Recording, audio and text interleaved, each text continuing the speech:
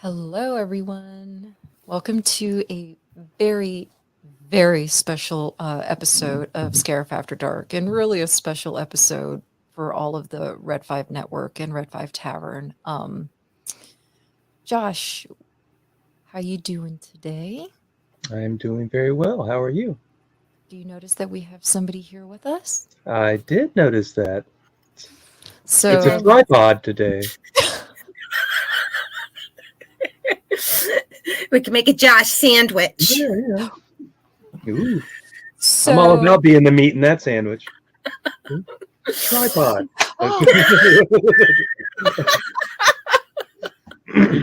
Continue.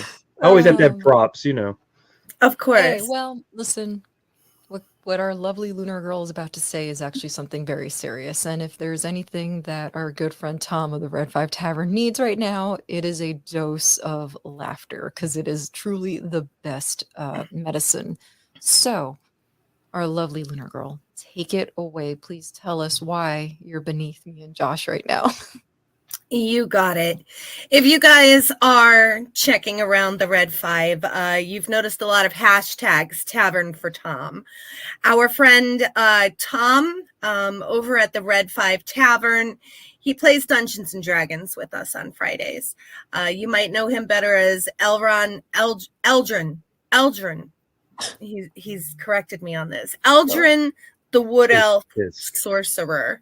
In all seriousness, though, Tom lost his home in a horrific house fire on October the 18th. His wife, his son, 12 or 13-year-old son, 4-year-old daughter, they made it out safely, minor smoke inhalation, but they lost everything. Over in the Red 5 network, you might notice that we frequently use the hashtag we are Red 5 family. And part of that responsibility is to help our brothers and sisters if we ever need that help. So we're calling on all of you to please, if you could donate anything, we have a GoFundMe set up. All the money goes right to them, except for a couple of tiny little fees that GoFundMe takes out. We get none of it. We have a giveaway for you tonight. If you could all donate $1, it all adds up. It all adds up.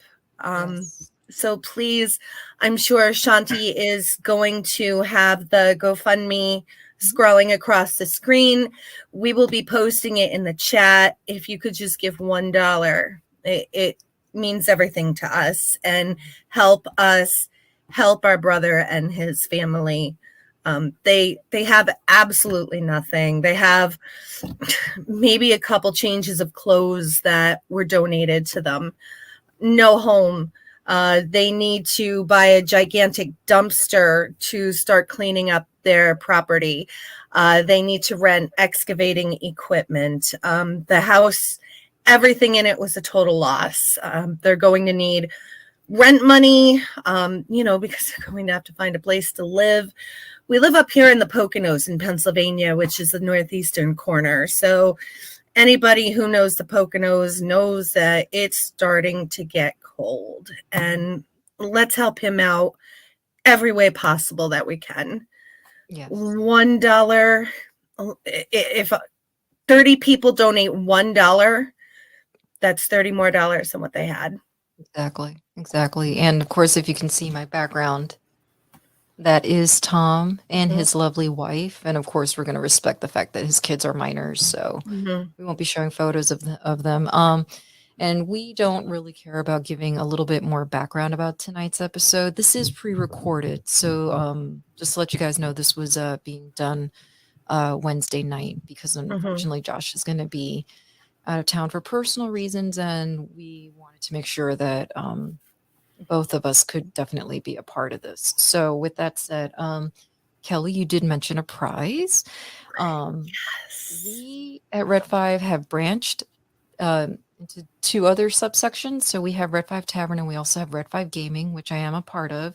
So since this has nothing to do with Scarif After Dark and ties in more with Red 5 Gaming, I have this lovely Red Dragon gaming keyboard.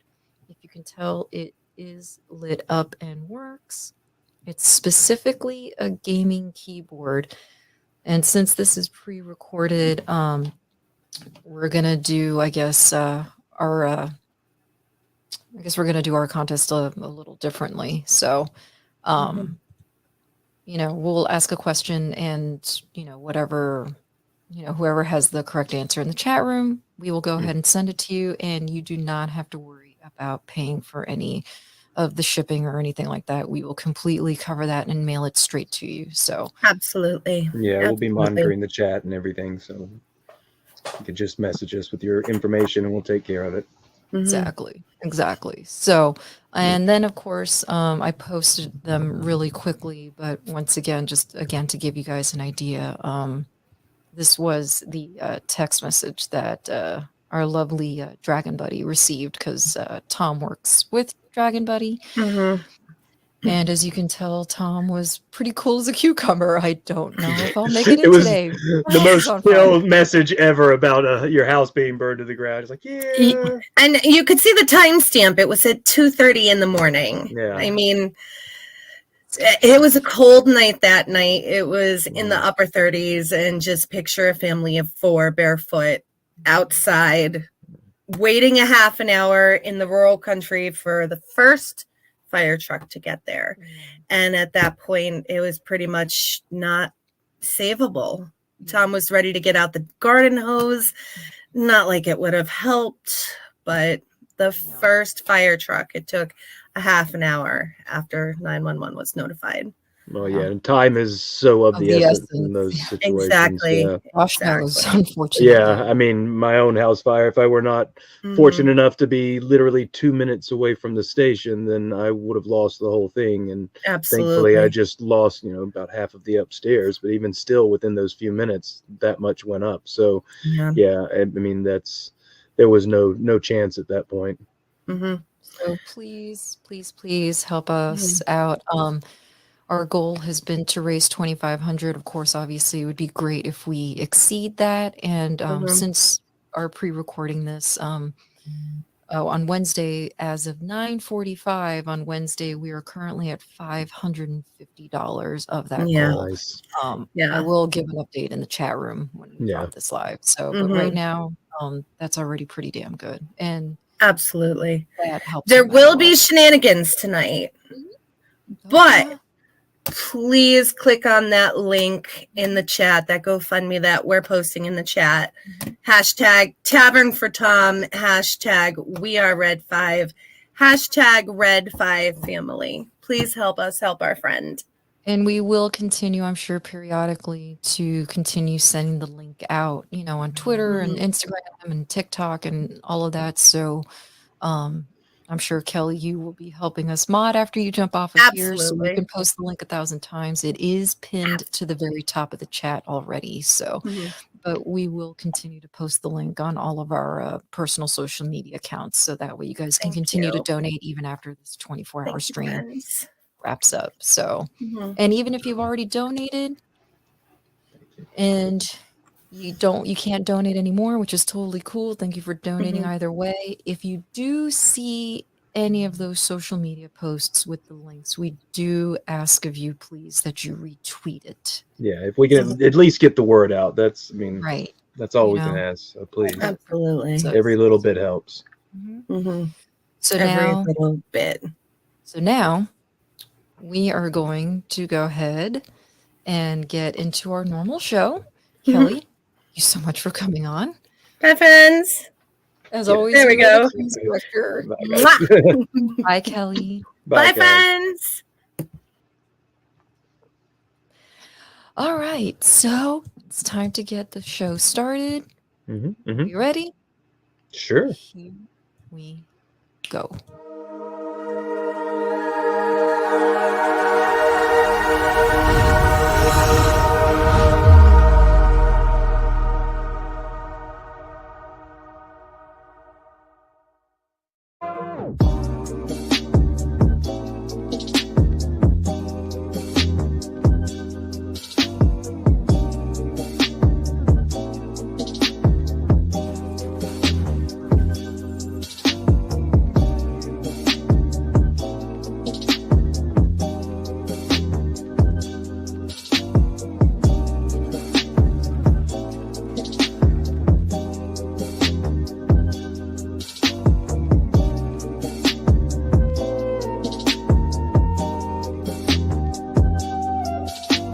This is Scarif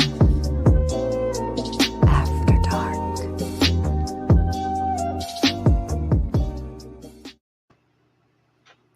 I really love Oh, our theme sorry. song.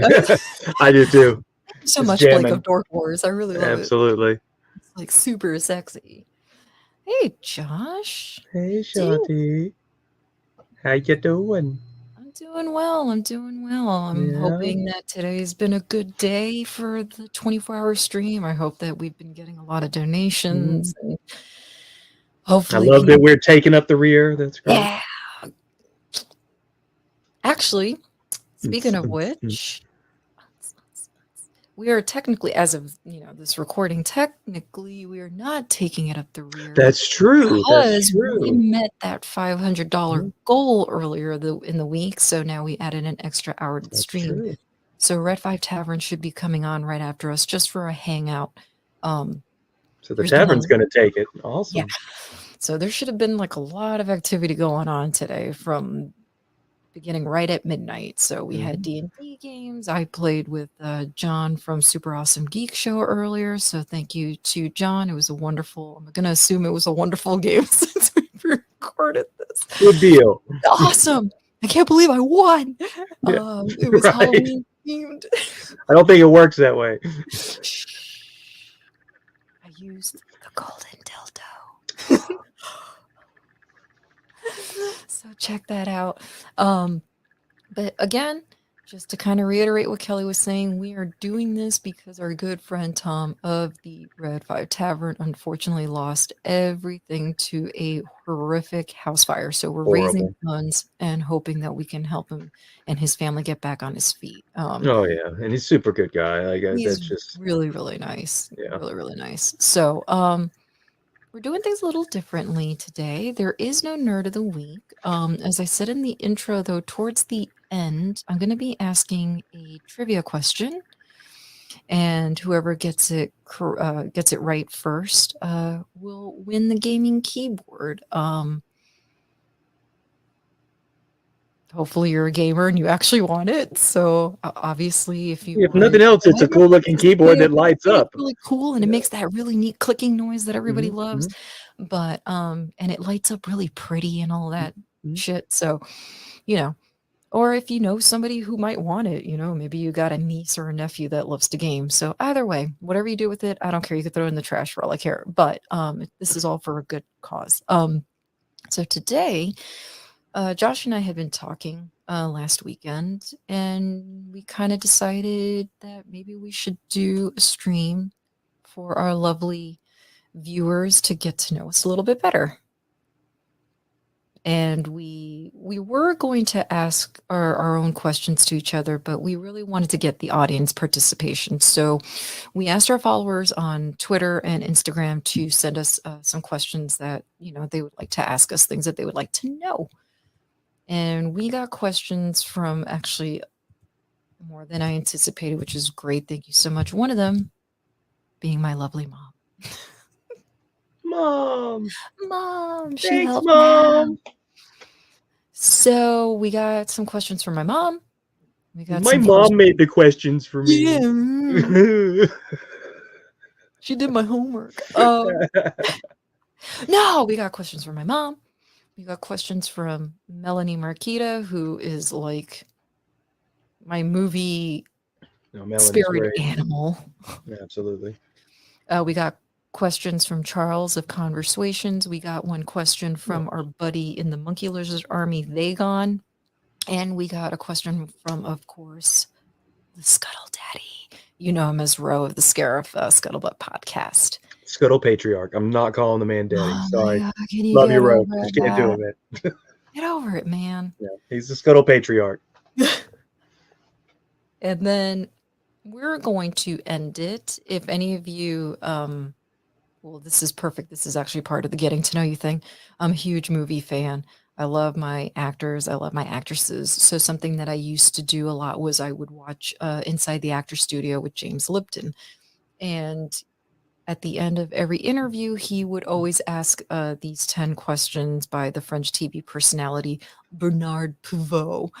And all I could think about is Will Ferrell when he would say it. So we're going to ask each other those questions at towards the very end. I removed one of them because oddly enough, It was Melanie, pornographic. Oh, no, well, sorry. Melanie actually asked kind of one of the same question from that list. Because And Melanie's then, smart, I know. right? And then once we're done with the quote unquote interview, we will do the question for the prize. And then, Josh, what are we ending our stream with? We are going to be doing a reading. Of? Some fine stuff. I was going to say writing? Yeah. Sure. You can call it that. It's words on paper. We are going to be reading an excerpt from 50 Shades of Grey. Oh. Is this a tale about Christian's pants? Perhaps it is.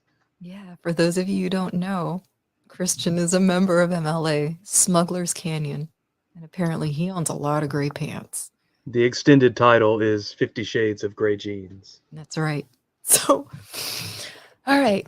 Well, let's give respect to my mom. And we're going to start with her first. Yes. All right, here we go. You ready, Josh? Oh, Lord. I guess. I'm in no way prepared, so we'll see how this goes. Yes, we really tried not to think about these questions too deeply so that we could be spontaneous about it. There'll be a lot of long pauses on this.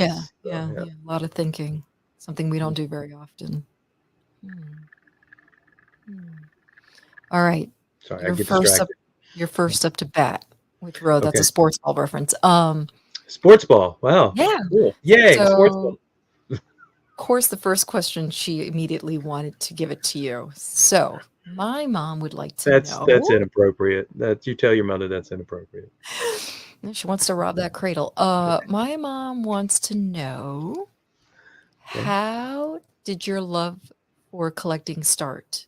And do any of your family members share your love of Star Wars, etc., whether it's a little bit or a lot? Okay. So what got me into collecting?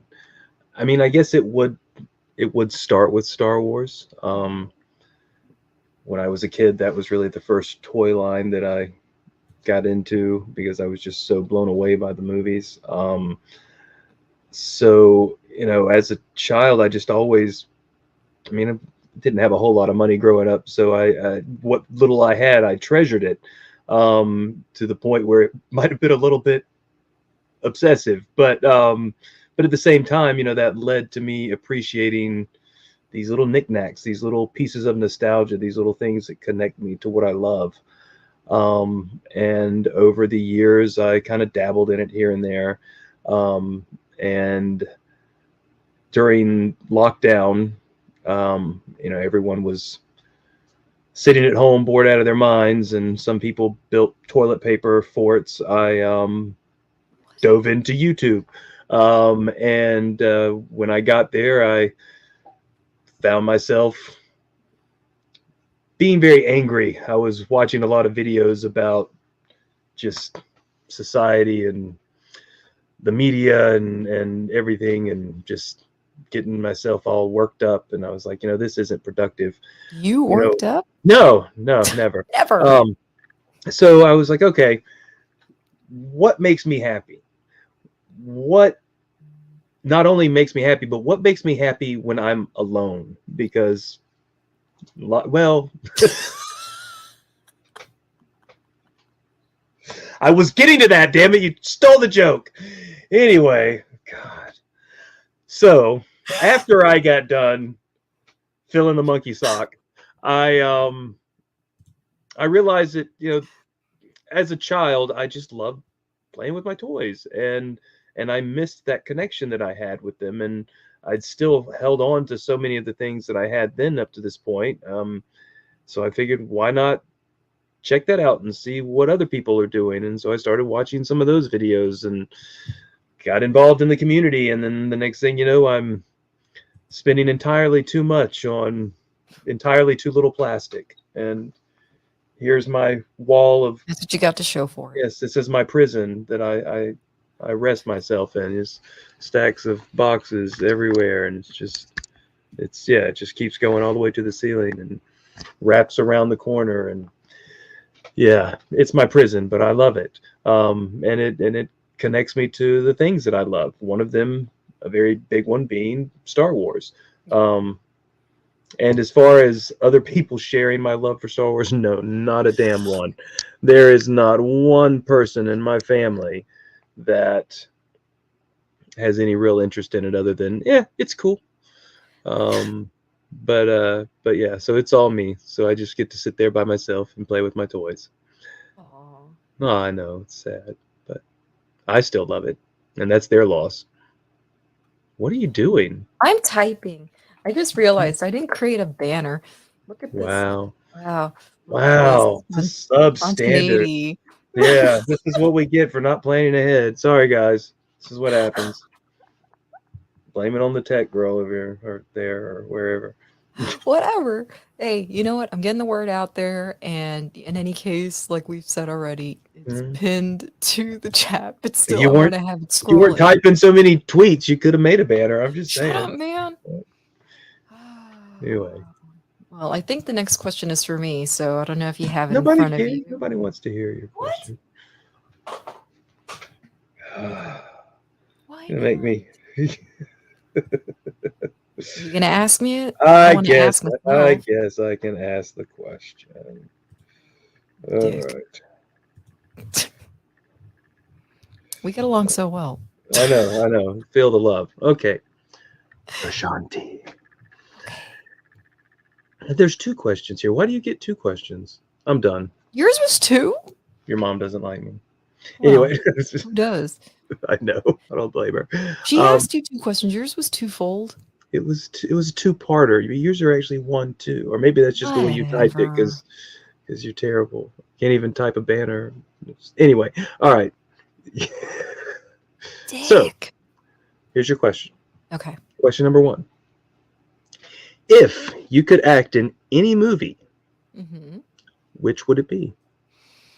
If I could act in any movie, which would it be? Let me think about that. So I wasn't sure if my mom meant something that maybe has already existed that I would like to be in or something that's coming up, but I think Call her. Say, hey, Mom. yeah, she's asleep. What were you thinking? My parents are old. They're Mhm. asleep. They're not that old. This probably should come as a surprise to no one, but I guess I would have loved to have been Catwoman in Batman Returns. Mhm. And if Mhm. there was a future project, Mhm. honestly, I would love to be a Disney villain because villains have Mhm. all the fun. No, yeah, they do. They really Always. do. They get to really camp it up and choose scenery, and it's completely like the opposite of really who I am, despite what you may want to say about me, Josh. I am totally not evil, so. You didn't even turn your phone off. Sorry. Travesty. No, I mean I get it. Most villains, those are the juiciest roles, and most of Oh, the yeah. actors that get to play them just love them. I mean, those are the ones they look back on with the most endearment because they just really enjoyed being able to be over the top, especially the ones that allowed them to wear like prosthetics and things so you didn't even Hell recognize them. yes. Yeah. So yeah, Disney villain, that'd be cool too. You could be animated. Ooh, voice work. I would like that. Yeah, So you don't have to that'd see be fun. this. Anyway, Mhm. so you said there was a 2-parter? Hey, Actually, that just means I can't see me. I still have to see you. Damn. Anyway, what? I'm Shots sorry. There was a 2-parter. All right, part 2. Which movie would you give the biggest makeover to? Plot, actors, Hmm. visuals, etc. Hmm. I mean, we live in a world full of remakes. That's what everyone does these days. Yeah, I mean, And So I'm not I'm not far going to say there respectful aren't question. some movies that need to be remade. There are some that could greatly benefit from it. but there are some you just shouldn't touch. But I agree. I agree. yeah. Let me think about this. And of course, obviously, if you're in the chat room, we would love to hear from you. So if you like any of these questions and want to answer for yourself, go right ahead. Let me think about that. Which movie would you give biggest makeover to? Plot, actors, and etc. Okay. So since I absolutely loved the show, and the movie that came before it was so shitty and has an actor in it that that I absolutely just cannot stand. I would like the Daredevil movie to be redone. Oh, the Affleck one. Yeah, because I do not like Ben Affleck in the least bit, and that movie was just so awful. So, and I loved the Netflix one so much, and then kind of seeing Charlie Cox in the Spider-Man movie. I was like, oh my god, can we please get a Daredevil movie? Like, The sad part is Affleck was the best part of the Daredevil movie. really? Yeah. I yeah. just maybe I'm just a hater and I just hate him. Yeah, you do. Yeah, because It's okay. everyone knows my feelings on Batfleck. Mm-hmm. No taco flavor kisses for Bean. Taco flavor kisses. Taco flavor kisses. If you don't know, go watch Sidebar Cantina on Mondays. Okay. Anyway. Jennifer. Jennifer. All right. So now my mom wanted to end with a question for the both of us. So Well, actually, what? To interrupt you, because I love to do that. May I answer that last question? Go ahead. Because I actually immediately had an answer to that question, because there is a movie that I have longed for many, many years to see remade. Okay. And it is a film called Logan's Run. Oh, that would be good. And I love the whole premise of it, the idea of this post-apocalyptic world where humanity's moved underground and people are really ignorant to the past, and there's this whole these gems in their hands, and they as they age, the gem changes color, and then you reach 30 and you ascend, but you really just blow up. A great way to control the population and everything. And I just love the way that it ends when he finally gets to the surface and sees the devastation. And I think that could be visually stunning, as well as really be a good story to tell the youth today. I really do think that that there could be some messaging there that they could even develop more, because it was a fairly simple film, and I think they could definitely take out some of the 70s disco cheese and really make it into something substantial. So they kind of sort of did the movie The Island is kind of feels like it, but it isn't the same. What do you got against disco? Nothing. Okay. Nothing. Just making sure. I'm staying alive, baby. All right. Yeah. Anyway, but yeah, so that's my answer. Logan's Run. I'd love to see that movie remade. Just full, complete makeover, recast, new effects, all that. She didn't ask you. I know. But I just needed to say, because I wanted to tell.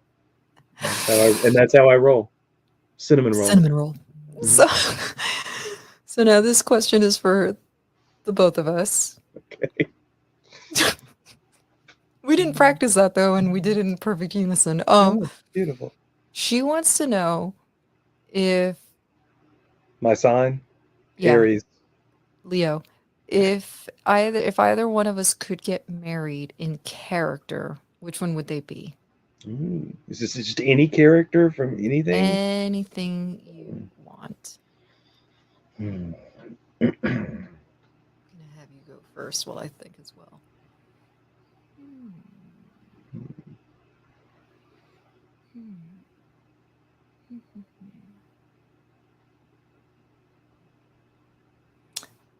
All right, I know.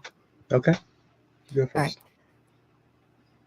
Because I am so totally about fashion and clothing and stuff, I'm going to base this totally on that. To me, it's one of the most, even though it's animated, it's to me one of the most beautiful ball gowns ever. I know I'm not blonde, but I would love to get married as Cinderella because I love that dress. That blue dress. I love Or is it that. pink? Or is it green? Or No, that's Sleeping Beauty. No, Cinderella oh, is. that is Sleeping Beauty. That's right. My bad. How dare The you? blue dress. My bad. I don't know. They're both No, blonde. Cinderella's is They like all look alike. bluish, silverish, something like Yes, that. I blue. know. Yeah. It's. I know they say it's blue, but it's really not. I think it's more like silvery. But in any case, I think it really I is. love that dress. And when the fairy godmother finally makes her like transform from her rags into her big ball gown, I have read many times that that is actually like Walt Disney's like favorite piece of animation when that happens. So that's probably another reason why I like it, It because is beautiful. Just the way that I like just the little love the way it sparkles and happens. everything. Yeah. It's just beautiful. How about you? Hey, pay attention. Yes, there it is. It's So pretty. totally blue. That's a blue ass dress. That's redone. It's whatever. You're redone. If you can find like the original, it's I think it's actually a little bit more silver. Yeah, I could give you that. It's kind of. Let me see. Yeah. And that's why I say it's like bluish silver. It's a little grayish. Yeah, I'll give Almost you that. gray. Okay. Yeah. All right. Okay. Yeah, 50 Shades of Gray. Oh, See, look at that. We nice came full circle on lead-in. that. Yeah. All right. Yeah. So where are we now? How about you? Oh, what character would I want to, or how would I? Yeah, Don't want to think get you're married. gonna get away with not answering this. Okay. Okay.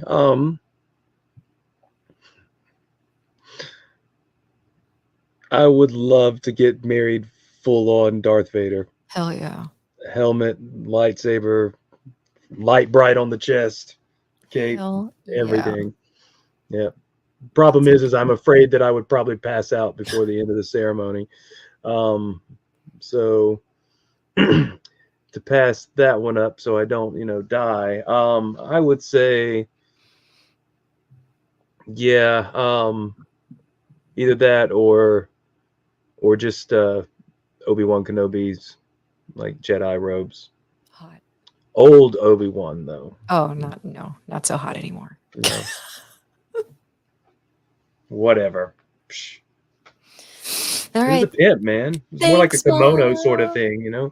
Thanks, Mom. He's all raggedy though. Anyway, he's a little ragamuffin.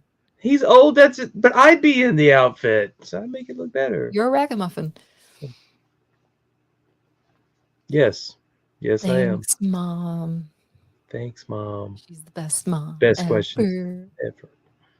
Until the next ones. I mean, I'm sorry. No. I'm gonna tell Seriously, you though, so that she can kick your ass all the way from Miami. She's gonna throw the sandal at you. Mm-hmm.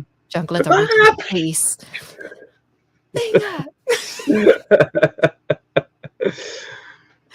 Fuck Tim, right? Yeah. Fuck Tim and fuck Perrin. Oh my god. What? You heard me, bitch. Good. You know what? Fuck you. Anyway. So how you doing, everybody? This bitch. Anyway, no. When Perrin turns out to be the hero, just remember you. Yeah. I am going to hide from Twitter for a week. You're going to be off Twitter for a week, right? I think your fingertips would literally catch fire, at least your thumbs. Yeah. That's the bet. So we'll see. See what happens.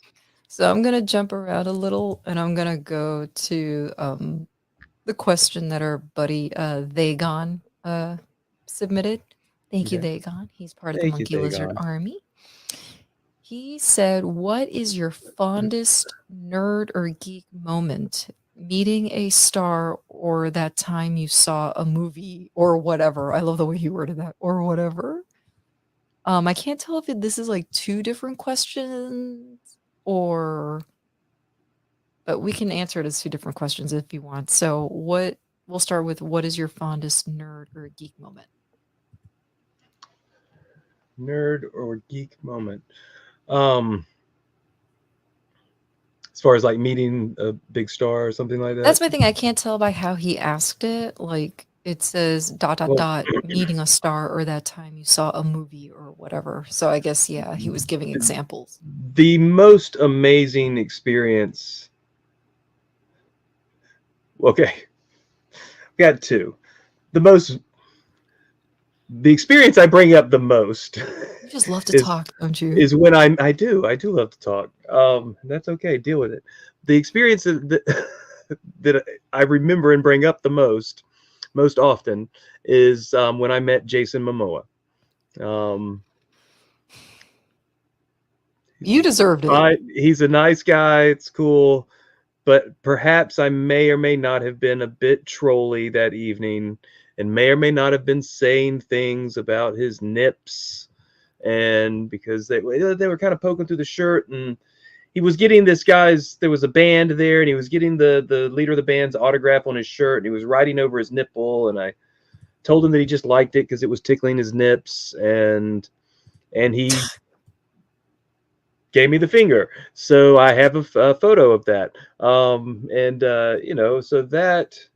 that was definitely a memorable experience that I like to talk about, because how many people can say they got the finger from an actor? So here I can. You think that that's something to brag about? Yeah. See, there he is, right there. See that finger? And there he is. Yep. There's Aquaman himself giving me the finger. So there you go, guys. I got fingered by Aquaman. He doesn't just fuck fish. Anyway. Hope he sees you. Yeah, he might. Anyway, but I would say the most just really awesome experience for me was when I got to meet and have my comic book signed by Stan Lee. Particularly because it was I've told the story before. I did it when I came on Scarif and we talked about on the Scuttlebutt, not the After Dark. Right. And when we talked about collecting and whatnot. But yeah, I mean, waiting in line and seeing everyone just kind of ushered through really quickly and not getting a chance to really interact with him, and him not really saying anything, just signing away. And then when he gets to my comic that I'd spent all day the day before I went on the trip, digging through my books just to find the right one, and he looks at it and he just immediately says, "Wow, this is a great comic." And I mean, like, literally that was all I needed to know. So I just that was a very magical moment for me. And as far as an amazing like movie experience, I mean, I am in the film exhibition industry, and I run a movie theater basically. And one time we did a premiere for a documentary film called Paperclips. And it's a film it's actually about a school in East Tennessee that had been in their history class. They'd been learning about World War II and the Holocaust, and they were having trouble kind of getting their minds around the numbers of people and the number of lives that were lost. So the teacher told them, well, find something small that you can collect, like a thumbtack or whatever, and let's just pile them up and see how many we can get, and so you can see how many that really is, just to kind of get an idea. And so they chose to use paper clips, because in some of the neutral European nations, people who had family that were in the camps would wear a paper clip on their lapel to symbolize that. So it was just really a great idea, and it was symbolic of what they were discussing. And they started collecting them, and word got out, and it went, nationwide, and hit CNN News and all that stuff. And suddenly, famous people were wanting to donate, and companies, they were getting sent, crates of paper clips from like Staples and stuff. And they ended up collecting, I want to say, around 20 million paper clips. And then a German couple that were journalists, they got involved in it. They'd heard about it, and they helped them actually get a rail car that was used during World War II to set up a memorial at the school, and they put all the paper clips inside of it, and people can go and visit. And it's just really beautiful, and really beautiful film. During the ceremony where they opened the memorial, they had Holocaust survivors there, and during the film they tell their stories, and it's just extremely emotional. And the theater that I was running at the time was actually about 30 miles south of where it all took place. And so they chose to actually premiere the film at my theater. And everyone that was in the movie, including the German couple and everyone, was there. It was all catered and everything. And they actually, everyone signed a poster for the film for me, and they gave it to me, and then we all watched it together. And it was a very emotional experience. And it was just unlike anything else that I've gotten to do. I mean, I've seen a lot of movies in a lot of different situations, but that one will always be impressed upon me as the most just amazing experience. So Wow, that was a good one. sorry. I was gonna say, like, I still don't know how you don't pass out. Jeez. I'm sorry. I'll keep Dude, my no, we only have an hour and a half. I know I'll keep my other answers Only short. 20 questions. I know. I'm sorry. You're wasting Our poor time. Come on. audience. Our poor no, you're Our not poor gonna rush me audience. now. You're Our not gonna rush poor me now, audience. fucker. They You don't know enjoyed what the that question is story. now. I don't Okay, know. well, I'm gonna cut now. I gotta cut mine short. Okay. No, take your time. So a great nerd moment for me was when Revenge of the Sith came out. The prequels mean actually, in addition to obviously the original trilogy of Star Wars, but the prequels mean a lot to me because I was like, I've told the story before. I was like 12 or 13 when Phantom Menace came out. So the prequels are like my generation of Star Wars movies.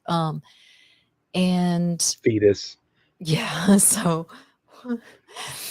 this was during the day before you could buy, I think you could buy tickets online, but there was none of that whole being able to select your seat kind of Yeah. thing. And this is when midnight showings were true midnight showings. And so my friends and I, along with my sister, we were able to score tickets for the midnight showing. And I mean, and because of not having any assigned seating, I mean, you wanted to make sure that you weren't either sitting all the way on the floor with your neck craned up like this the entire time, or sitting all the way up top where the screen looks this big. So my friends and I, shit you not, we literally got there like, I don't know, 5 hours before the movie started. We got there like at 7 p.m. But I think we must have gotten the tickets like at last minute because I remember scrambling to Joanne Fabrics to try and find something to turn into kind of like, the brown Jedi robes to kind of look like the Obi-Wan Kenobi, of the original trilogy, actually. And I had my blue lightsaber. What, Raggedy? Yeah, Raggedy Ann. And I had my blue lightsaber that I had bought from Toys R Us. And I took it with me. I had my hair braided. It was actually really pretty. And I had my robes and I had a cute little like brown leather sash. Like I looked totally legit. And my friend Danny and we were pretending to have a lightsaber battle because he was dressed as Count Dooku and he could do a really good impression. And we were just battling it out and stuff like that and having fun in the line. And a journalist from the Miami Herald saw us goofing off and he said, "Can I take a picture of you guys?" And so we pretended we were clashing our lightsabers and they took a picture. And then he asked, I think he had asked us a question like, I think he asked us like who we were dressed up as or whatever. And of course, to my surprise, we were featured in the Miami Herald and That's it awesome. was such a wonderful moment. And of course, my mom being, the typical mom, she's got, I don't know, photocopies of it. She has the original newspaper saved somewhere. And I know I've posted pictures of it before, but that is definitely my favorite nerd moment. Well, you're a piece of Star Wars history. Yeah, it was I mean, so it's an awesome to actual be like public- encapsulated like that. Yeah, the published journal. So Yeah. that's awesome. And then I guess another moment for me, like in terms of a celebrity. Oh, we all know. Shut up. I'm sure. I don't care. I don't care. I don't care. I'm telling the story again. There are all different kinds of nerds. I don't just reduce it to just Marvel, Star Wars. There are horror nerds, there are comedy nerds, there are music nerds, there's all kind of nerds. I'm a comedy nerd. And if you didn't know this already, and you've been living under a rock, I'm a massive Conan O'Brien fan. Shut up, don't shake your head at me. A massive Conan O'Brien fan to the point where, yes, I actually have a major crush on him. And it's always been like a dream of mine to actually meet him. He's such a dick. Jealous. So I ended up finding out that he, this is like what? Oh my God, we're coming up on 2 years since this has happened. Holy crap. I've told you No, before, the a only year. Conan I care about is the Barbarian. So anyway. I'm coming up on a year since this has happened. Mm. So last year I had vacation planned during October, November. I can't remember. And anyway, it's not important. No, it's not important. And I was trying to decide where am I going to go. And then all of a sudden it was announced that Conan was going to be doing a live recording of his podcast, Conan Needs a Friend, in LA at the Largo Theater, which is a historic theater there in Los Angeles. And the dates of the recording happened to be the dates that I was on vacation. And I said, well, I guess I'm not going anywhere new this year because I had just been to LA the year before. And I said, but you know what? I was like, I got to do this. So I went, and I had gone to Disneyland with Tina the day before. And they were doing this thing where you could also submit questions and hopefully you could get picked to actually ask Conan those questions. I ended up getting picked. Unfortunately, they did not have enough time for me to go up and ask him a question while they were doing the actual show. But you know what? I was so rattled with nerves and I couldn't think of anything else that I was actually kind of glad that I didn't have to do it, because I don't think I would have enjoyed the show knowing that I would have to walk up down to the stage at the very end. And oddly enough, this is the jacket that I was wearing. So, like a groupie, I was like, you know what? This is a theater. There can only really be probably a specific exit where he's going to have, this sounds so stalkerish.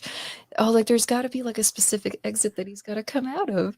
So I walked around one side of the building, didn't see any activity, but then I looked down an alleyway behind the theater and I noticed that there were people waiting on the other side. And I said, okay, perfect. Walked around and So I you hid in an alleyway and stalked I did. Conan O'Brien.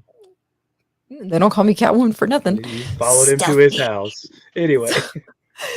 So of course there was like maybe 10 or 15 people waiting, and I said, so are you guys like waiting? And they're like, yeah, we're waiting to see if Conan comes out.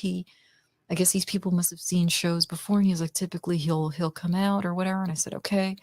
Watched, the band and stuff take all their gear. And then I saw him walk out. And I was like, oh my God, I didn't even know what to do. I'm so glad I had a pen with me. I had the antes dropped. Stop it. I had my paper ticket that I had used to get admitted. And I saw him and he signed mine first.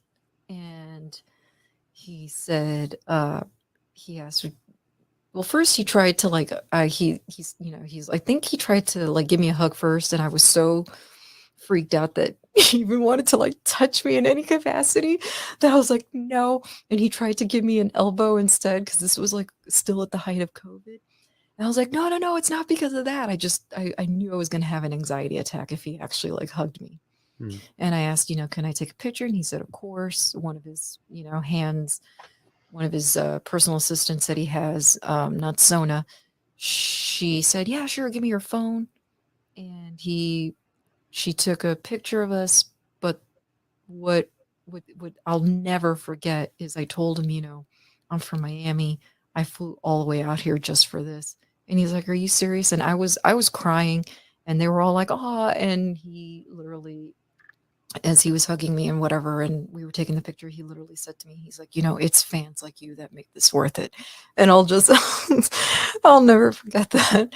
I'll never forget that for as long as I live. And then he slipped his number in your pocket. I wish. Oh my God. And we wouldn't be talking to you right now.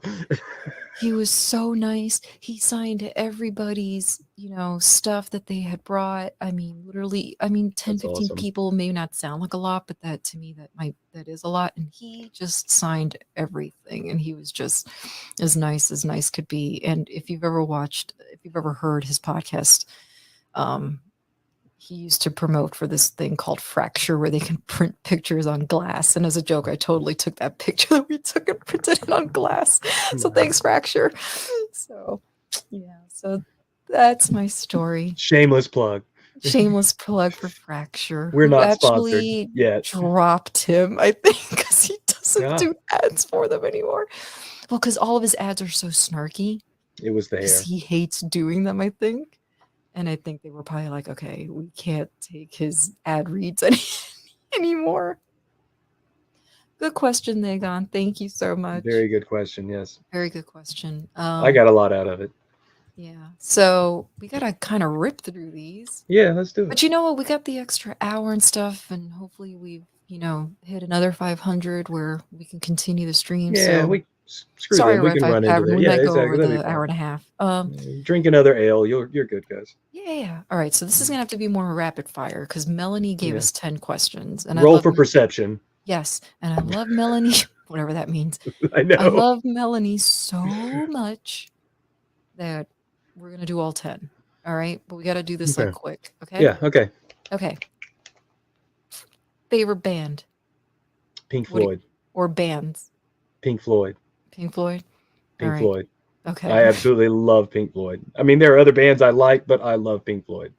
That is the one band that I have all the albums, know all the songs, cry when the members die because all the bands I like are old anyway. I've Like seen you. those that are still around. Yeah.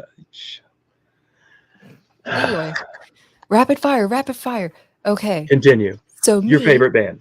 All right, or bands. I'm gonna say two because these are the two bands that I have all their albums for as well, and I really hope I don't get a lot of shit from people for one of them. One of them, oddly enough, is Pink Floyd because I have all their albums. Copycat.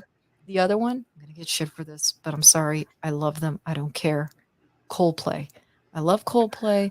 I love all the albums. I know they got more commercialized as they went along, but I love Coldplay. I So, like the first two sorry. albums. I did. And I felt like the first two albums were Floyd-esque in that progressive rock sort of way.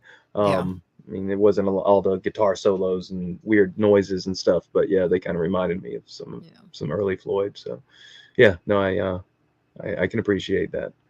Cool. Nice. I All right. won't make fun of you. Everyone else can do that, but I won't. Come on, man. All right, All are right. we ready? Yes. Number 2. Next one.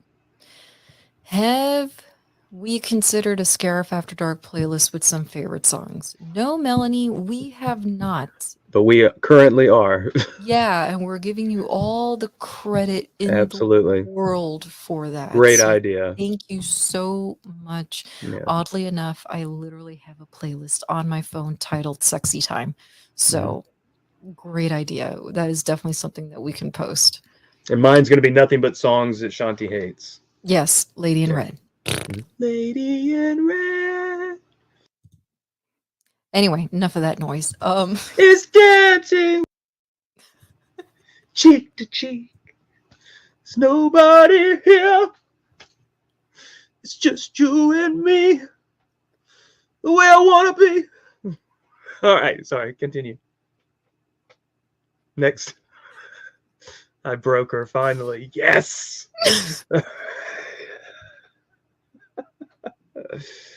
Come Are on. we gonna get hit rapid- with a copyright claim? Rapid fire. What are your oh my god. What are your favorite books? The fuck? Playboy. I was like, what? Oh, I love the Harry Potter series. I absolutely love those books. But I have to say that just edging that out would have to be the Chronicles of Narnia. I absolutely love all 7 of those books. I really wish that they'd actually made them all into movies because I'd love to see them all on the big screen. So yeah, I do love me some Narnia. I just really want a Mr. Tumnus in my wardrobe. So I love Mr. Tumnus. I know.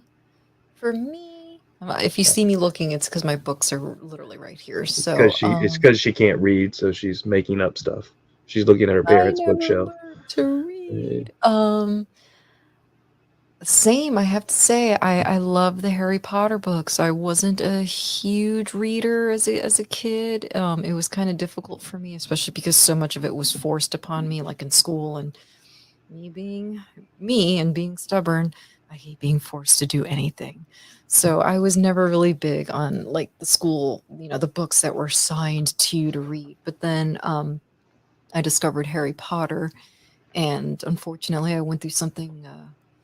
Friend of mine went through something really traumatic during high school, and those books really got me through a very, very dark time. So those books mean a ton to me, and specifically Order of the Phoenix. That's my favorite, along with Prisoner of Azkaban. Honorable mention for me, Twilight. Sorry. I couldn't even keep a straight face on that. Continue. I don't even know how those words left your mouth. Continue, s'il vous plaît. Favorite video games?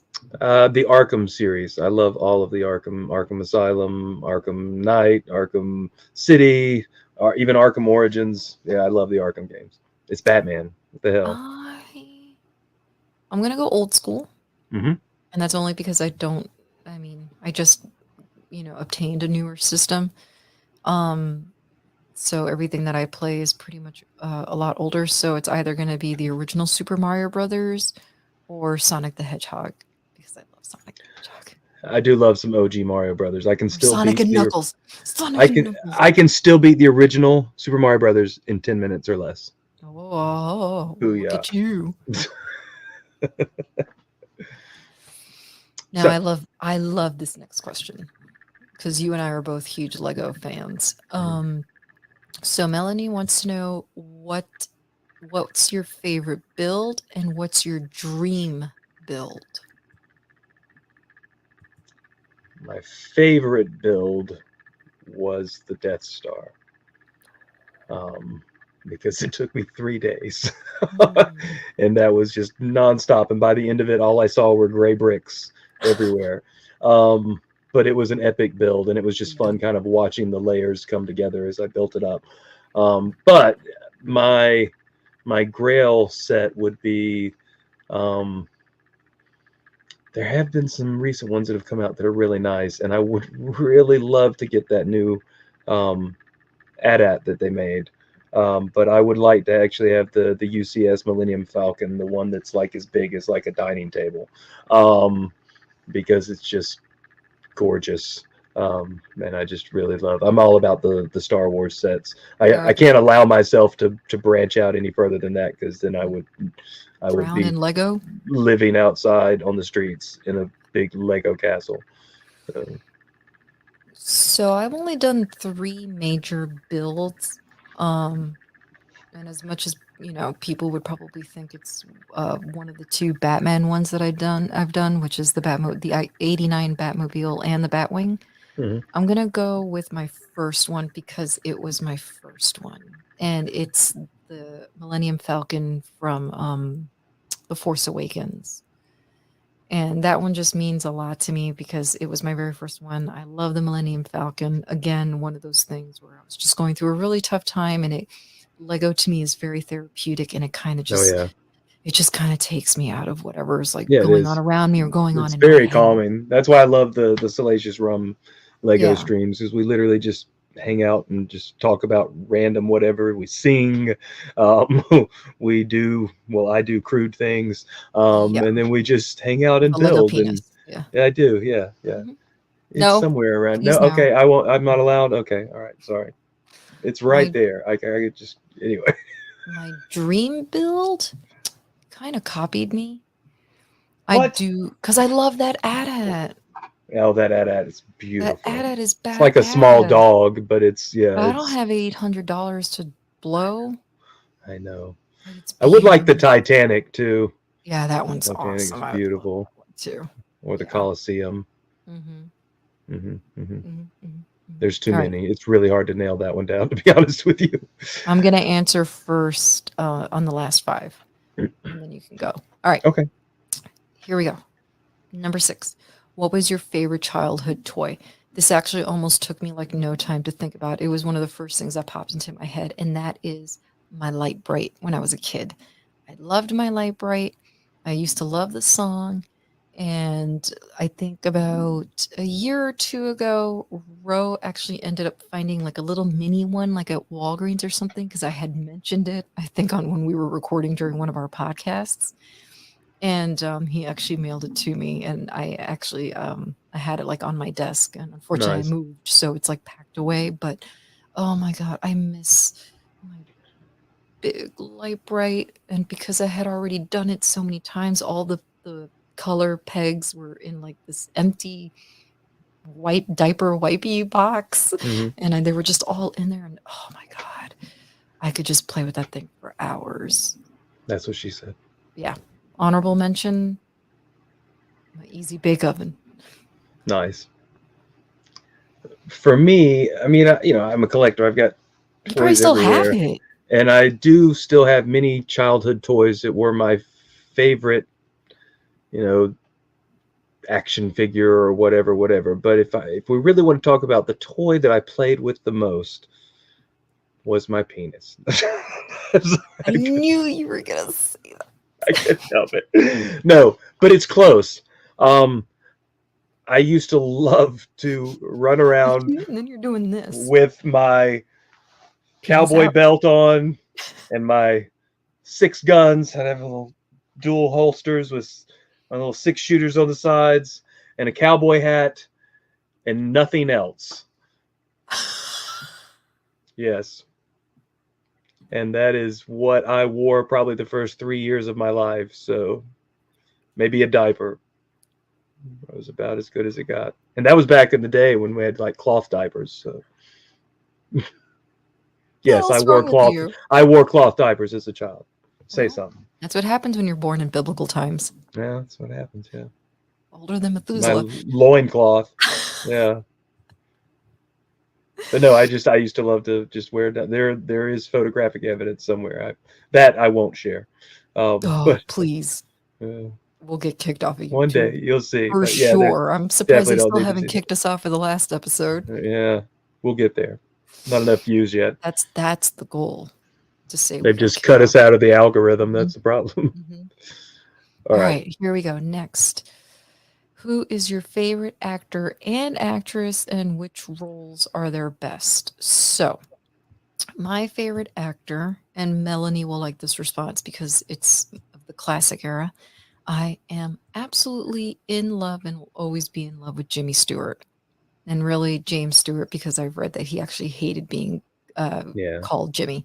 So, James Stewart. I love him so much that when I visited Walt Disney's gravesite in LA 2 years ago, his plot happened to be in the same cemetery. So I got to see where James Stewart and his wife were buried, which were right next to each other. So that was pretty interesting. Which role is his best? Okay, so I'm going to give it like a little 2-part. I saw not too long ago during the pandemic the Glenn Miller story. I think he's absolutely phenomenal in that movie. But I think my favorite role of his will always be It's a Wonderful Life. I love him in that movie. I love that movie. I love George Bailey. And one of the scenes that stands out to me the most, which gets me every single time, is when he's at the end of his rope and he's at Martini's and he's at the bar and he's praying to God and he's just crying and praying and out loud and he's just saying, God, please show me the way. And his acting is just, it's so intense. You really feel it in that moment. It just makes me want to cry, and I just love it. As for actress, I read this question earlier and I really had a hard time with this. I don't know why it's so much easier for me to think of actors versus an actress, but if I had to pick one, I'd have to say Meryl Streep, because to me, she can do like no wrong. As to which role is her best, I can't say that I've seen every single one of her movies. My favorite of hers is The Devil Wears Prada, because she does such a good job at being just an absolute bitch. But I think I love Bridges of Madison County. So that's probably the one that I like her in the most. Yeah. So yeah, that's for me. Meryl and Jimmy. Okay. You? Favorite actor, I kind of went the opposite. I went with more of a modern actor and more classic actress. But even though I prefer to call them all actors, I don't really understand why there's neither. really a distinction. But they're all doing the same job. Mhm. Yeah, the actor for me is Gary Oldman. I think he is just so phenomenal and transformative in everything that he does. I love that he doesn't care if a movie is going to be a huge blockbuster or an Oscar winner. If it's something he wants to do, then he does it. And my favorite role for him, um, even though I love Bram Stoker's Dracula, and I love how transformative the role is for him over the course of the film. And I really feel like he just super embraced that part. I mean, like we were talking about the villains earlier, like he really just went all out on it. But it's actually not my favorite part for him. My favorite part for him is actually as Commissioner Gordon in the Christopher Oh, Nolan Batman films. Because, first of all, I cannot tell you how many people came out of that movie when it was in theaters and looked at the posters and stuff and they saw Gary Oldman's name. They're like, who did oh, Gary yeah, Oldman and they were play shocked. in that movie? And I'm like, he was Commissioner Gordon. And they're like, what? Like, I mean, they literally, the sound of his voice, the mustache, his demeanor, his face just looked so sad and worn, and just weathered. And I felt like it was such a subdued performance, yet so powerful. And he had so many great moments over the course of the trilogy.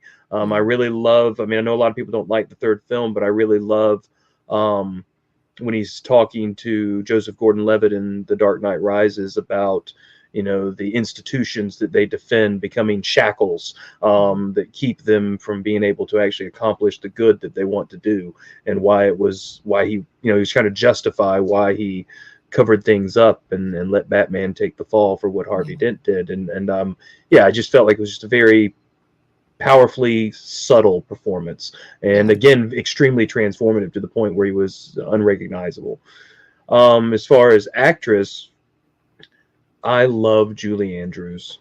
Oh, Um, and my favorite part for her is not Mary Poppins, even though Mary Poppins did make me want her to be my mom. Um, it was The Sound of Music. And part of that is her performance. A lot of that is just the music itself, her singing.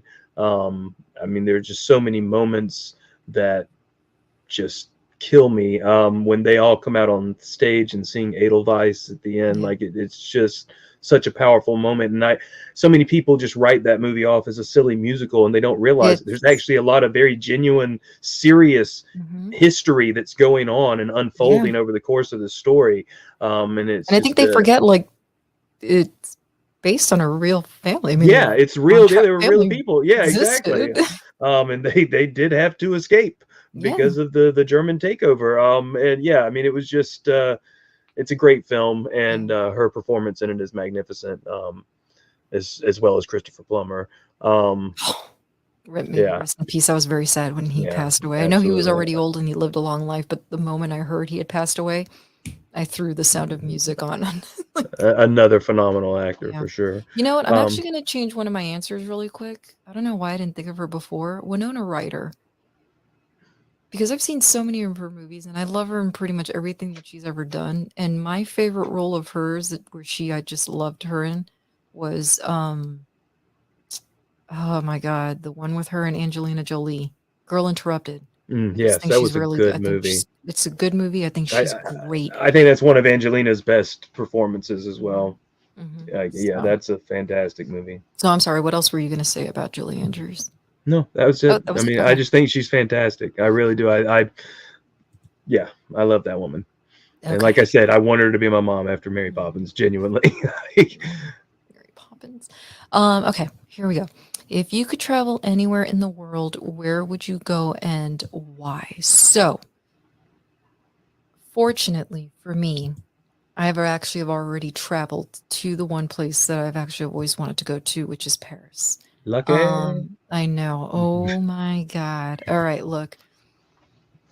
I know We over here feel a certain way about France or whatever, but you know what? I loved Paris. It was absolutely beautiful. Everywhere I went, it was just bleeding with history, even if it wasn't a museum. Just walking through, you literally feel like you're transported in time because everything is so much older than what's here in the US. And it's not that I don't appreciate the history that we have here, obviously, but Paris was just absolutely gorgeous. The food was absolutely amazing. And because I am can be antisocial, I actually very much enjoyed the aloofness of the Parisians because I didn't have to talk to anybody. It was great. And not only that, but Disneyland Paris is there. And I actually got to go to Disneyland Paris and I got to see the Palace of Versailles, which I got to tell you, the Palace of Versailles is like the most beautiful thing my eyes have ever set on. The gardens were just absolutely gorgeous, and I was surprised that there was so much because I went in October and it was pretty chilly, but oh, just absolutely beautiful. Absolutely beautiful. And the palace of itself, so ornate and just gold, and just everywhere is just the Hall of Mirrors. I mean, that to me was probably the best part of forget the Eiffel Tower, all that. No, the Palace of Versailles was just incredible. Incredible. I'm dying to go back. Yeah, I'd love to go. Josh, if you could go anywhere? Well,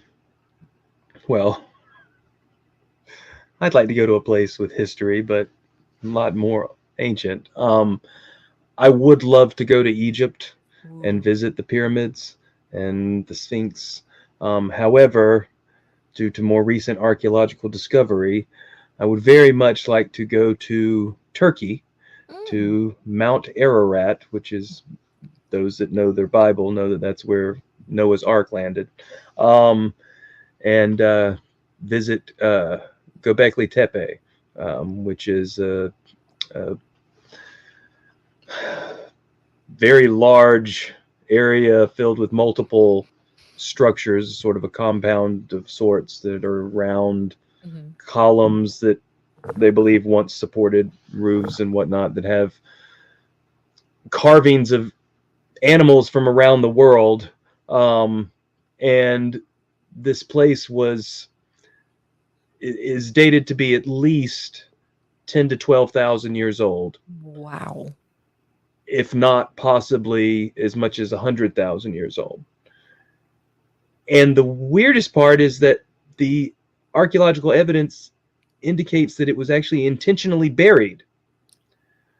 So why is there a megalithic man-made structure in Turkey from 100,000 years ago that has images of animals from around the world and what some people could argue are spacemen on it? Here we go. So I'm not going to go there yet. Don't go there, please. Aliens. Stop it. We don't have that much time. We'll be here all night. But yes, I would love to go to Göbekli Tepe.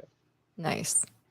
So look at you. That's ancient history right there. I just want to feel it. Like, I mean, there's a tactile response to visiting those places. I have okay, we'll get into the science of this real quick. Little TED talk. Okay, so we're all made of atoms, right?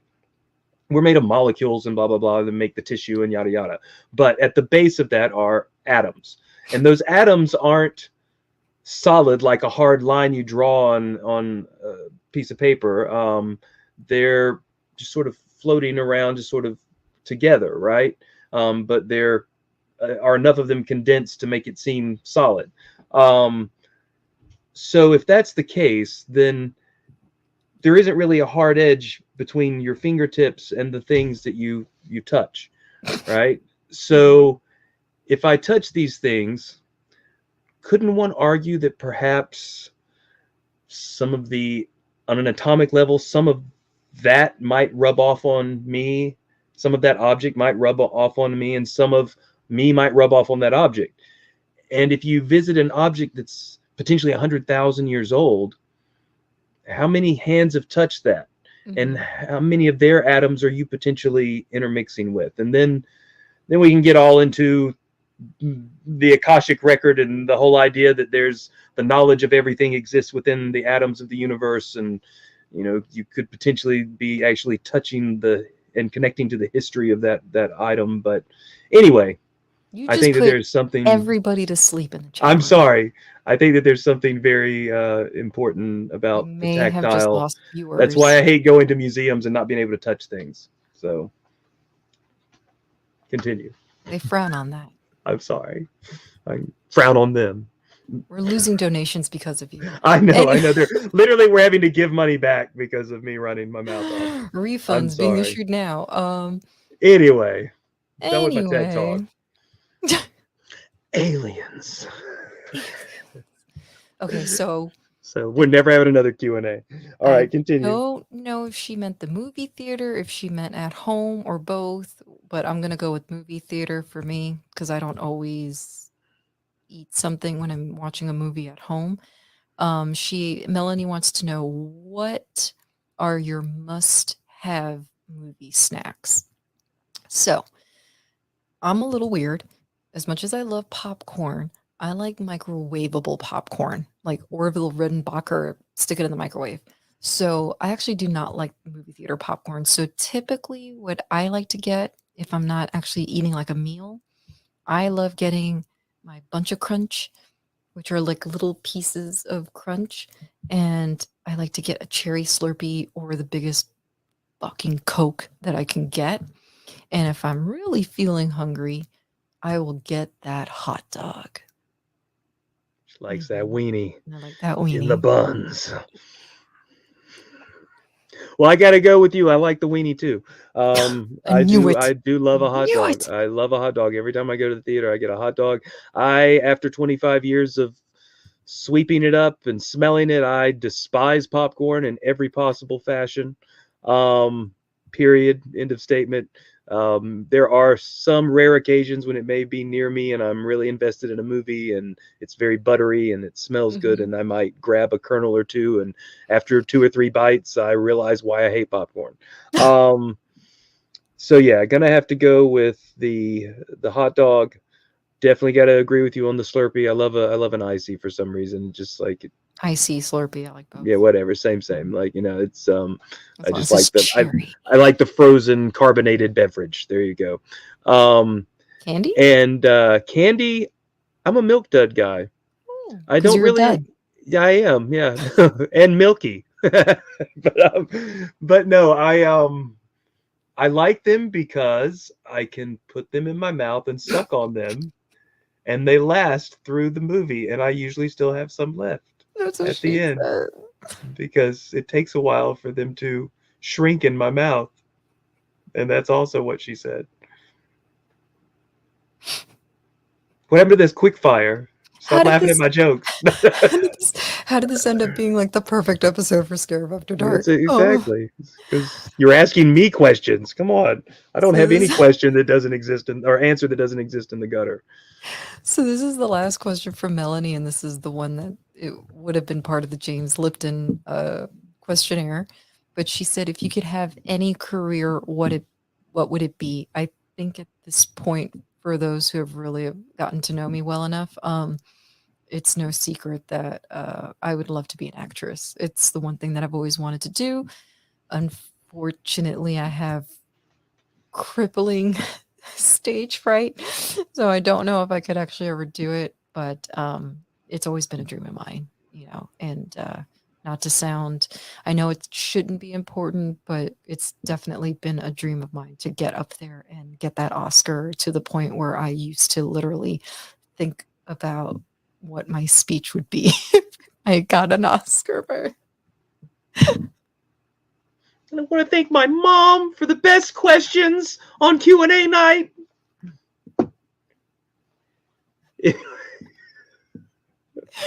Oh my God. Okay, so am I supposed to answer that now? Yeah. If I could have any career. Mm-hmm. Well, I always actually wanted to do animation for Walt Disney. However, now that they've eradicated the 2D hand-drawn animation division, I'm not really, computer animation is nice and all, but there's something to be said for hand-drawn animation.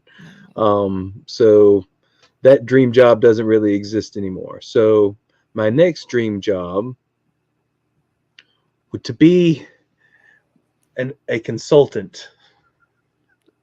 I want a job where someone pays me to come in and just give them my opinion on what they're thinking about. A therapist? No, I mean, Oh, you know, okay. like if people have ideas, A business you know, consult. Yeah. I want to be a business consultant. Yeah. Interesting. I want a job that does it, that allows me to say and think whatever I want to say and think and have whatever random ideas and not have to actually execute any of them. So, yeah, it's great. Like, yeah, this would be great. I think you should do this and this and this. Yes, it's awesome. Thank you for the check. Bye. How incredibly boring. Yeah, I'm it's joking. awesome. So no, I don't know. Honestly, after I would love to draw comics. Actually, I'd love Ooh, that's a good to one. draw and write comics. You know, not having the option for the Disney job. I would love to work for DC or Marvel. Honestly, there are plenty of Good. characters within both pantheons that I would love to write stories about. So yeah, I'd like to be a comic book writer and artist. I'd want to draw my own stuff just because it kind of lends itself to the story. Very nice. So before we get into the last batch of the questions, at this time, I'm going to go ahead and refresh the GoFundMe and put into the chat room to see where we're at this point in time. Because as a friendly reminder, we had to pre-record this, so hopefully we're ending. Hopefully we've made it. Hopefully we're ending on a very high note. Even I'm if sure we will. This community is I amazing. really hope so. Yeah. So, and everyone's been doing such a great job at getting the word out and retweeting. So thank you to everyone who's helped this far. So Absolutely. okay. So now Charles's questions. Well, actually, I'm going to ask Rose. Okay. Because it's just one, and so one singular question. So I can close out this second window on my computer that's driving me nuts. You do this. I actually really enjoyed this question because I'm sure this is something that every single person has thought about, but it's twofold, and I kind of like it. So, our Scuttle Daddy, Scuttle Patriarch, whichever you prefer, he wants to know that if either one of us won the lottery, what would be two things you'd buy? The first one is a selfish purchase, and the second one more altruistic. Okay.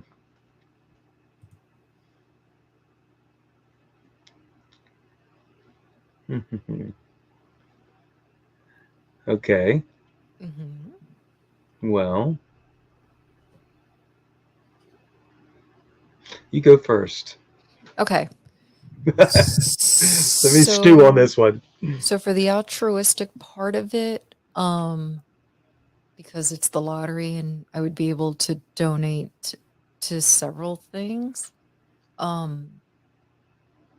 Two things that I would probably want to give money towards is any kind of research having to do with Alzheimer's or diabetes. Unfortunately, both of my grandfathers who are no longer with me both suffered from diabetes, so that's definitely something that's very personal to me. And then, unfortunately, my grandmother, who is still with us, she suffers from Alzheimer's, unfortunately, and it's hasn't been an easy thing to watch that kind of decline, in your family member, especially someone like your grandmother, who I love very, very much. So that's definitely something that I would love to see cured. So that would be the altruistic part. As a selfish buy.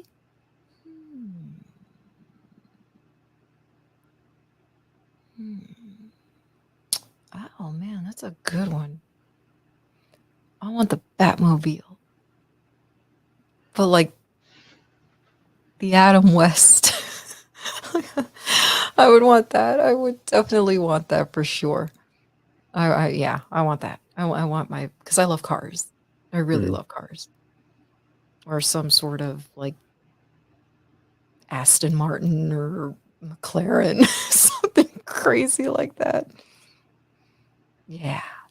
Right. Cars everywhere. Like I would want to buy like Jay Leno's entire garage. Like if you've ever seen him, like that guy collects so many cars, and that's what I would want. Okay. Or a lot of puppies. All right. For me, yeah, I would definitely want to help Alzheimer's research. I myself have definitely had some experiences with family members with that, and it is extremely painful to experience. And I do not wish it on anyone personally, or as a member of the family of someone with it. I mean, on all sides, it is a very tragic situation. And anything that could be done to help, I think, is very important. I would also like to invest in music education at schools. I feel like, and just the arts in general, music and visual arts and performance arts. I myself went to a performing and visual arts school, and I feel like I received a much different and more well-rounded perspective on the world, and an appreciation of the things around me, and the human form and human nature, and the capabilities of people, and the amazing talent that they hold within them, and how it can truly be meaningful to you. I mean, the fact that I can easily count a dozen times where I've come to tears just watching a dance performance, not to mention a play, or seeing a piece of art, or hearing a piece of music, which is extremely emotional to me. And it's true expression, and I feel like our entire society is constantly struggling for a way to express themselves, and I feel like the arts are a fine outlet for that, and they are just kind of swept to the wayside and not really supported and appreciated the way that they should be. So yeah, that would be the things that I would do there. As far as as far as selfish stuff, wow. I would complete my vintage Kenner Star Wars collection. That's a very good answer. That's a very expensive one, but I'm sure. I would get that rocket firing Boba Fett. So I'm just gonna say that right there. And yeah, so there we go. Nice, really nice. I accept that. Really quick, before we get into Charles and the James Lipton questions, if you've noticed tonight, we've only had one banner that's been scrolling, and that is specifically for Tavern for Tom, which I just realized is spelled incorrectly. But I'm sorry, I was trying to do this while. We all know you just made the banner. We're all there. Yeah, that's cool. I'm so sorry. I typed it up. I don't know why. This is why we can't have nice things. I know. I've told you this. In any case, that GoFundMe link is still pinned to the chat. But one thing you will notice today, or tonight, I should say, is we are not plugging anything at all. Nothing whatsoever. This is strictly for Tom. So please, please, please get out there, donate, do what you can. Like Kelly said earlier, even if it's just $1 that still goes towards the bucket of money that we're trying to get here. So it doesn't matter. Whatever you can donate, $1, $5, $20, whatever you think you can spare. So thank you very, very, very much. Okay. Now Charles of Conversations. Okay, he has 3 for us. The first question is, who would be your dream guest to interview? Okay. Like on this show, or just in general? I guess just in general. I'm going to go with Conan. I know I met him, but it's not like I got to sit down and actually have any kind of a conversation, full-fledged conversation with him. And that's somebody that I would really like to pick their crazy brain And especially considering that I feel like I ended up learning more about him personally through the podcast versus when he was actually doing his TV show. There's just a lot of things that I feel like I can relate to him about, especially when it comes to anxiety and things of that nature. So, um, yeah, Conan. I definitely would want to interview Conan. And if I could pick someone who's died, I'm going to expand on this, Charles, because I just thought of it. If I could interview somebody that's passed away, I would really love to interview Walt Disney because I love Disney and Walt means a lot to me. I mean, Disney is literally my entire childhood and what he did for animation and people taking animation seriously and seeing that, oh, it doesn't have to just be for kids and that you can tell a full story as an animated movie. So he's someone that I would really love to sit down and speak to. Good. Yeah. Okay. Who would I like to speak to? Interview. I would love to interview George Lucas, and I know you hate George Lucas, blah blah blah, whatever. He's the maker, for God's sakes. Okay. Just looks like he has no personality. I don't care. I want to pick his brain, like you said. Like I'm curious. You can get the man to even talk. I can get that man to talk. No, ew. I think you need to actually watch an interview with George Lucas because apparently you haven't. The man talks just fine. Excuse you. How dare you be so condescending? I think that that would be an amazing interview. Seen interviews with him. I just think he's an amazing storyteller. I don't think he's the greatest director. And I do think there have been times where he may have had a few too many yes men around him. But I do think that his mind is just filled with some amazing stories, and that his appreciation of the visuals of cinema are pretty unparalleled. And I'd love to learn more about what went into Star Wars, what went into Industrial Light and Magic. I mean, there have been tons of documentaries and things, but I feel like to hear it from the horse's mouth would be amazing. So yeah, I would love to interview George Lucas. As far as someone who's no longer with us, I'm going to go back a little ways, and I would like to interview the Buddha. Oh. Yeah, Siddhartha Gautama, the historical Buddha. I would like to sit down with him and really get my head around his understanding of the world, because that's a guy that gets it, I think. Yeah. What a nerdy answer. Nerd. It's a philosophy of living, man. Yeah, no, it's true. It's true. Hello, Charles. I love these next two questions. Which account on Twitter, not either of you or Ro, do you have the most fun interactions with? How's he gonna just have us like pick favorites like that? What the hell?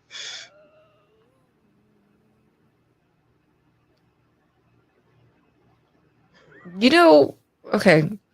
God. Charles, I don't want to offend anybody, man. Exactly. Why you got to put us on the spot like that, Chuck? It doesn't have to be somebody that we know from within Red 5 or MLA or anybody that's close to us outside of that.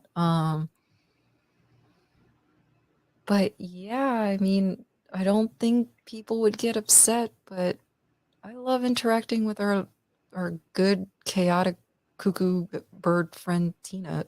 I'm sorry. I love interacting with Tina. Yeah. And recently, with Andor and all this shit with Perrin, I mean, interacting with her and Melanie on Twitter has just been so fun. Any excuse for me to throw some more Perrin memes out there is always good. So, yeah, those have been some good I can't say a celebrity because it's so hit or miss if they actually like interact with you. So I can't really throw that out there. But for sure, Tina and Melanie. Yeah. Yeah, I got to go with Tina, and Melanie's great too. I do like interacting with old Salacious when you can get him to. It just depends on when he's around. Shots fired. I was just saying, he's too busy building, Lego. building. Yeah. It only takes him a few months to get through like Yeah. 10 steps, so he's good.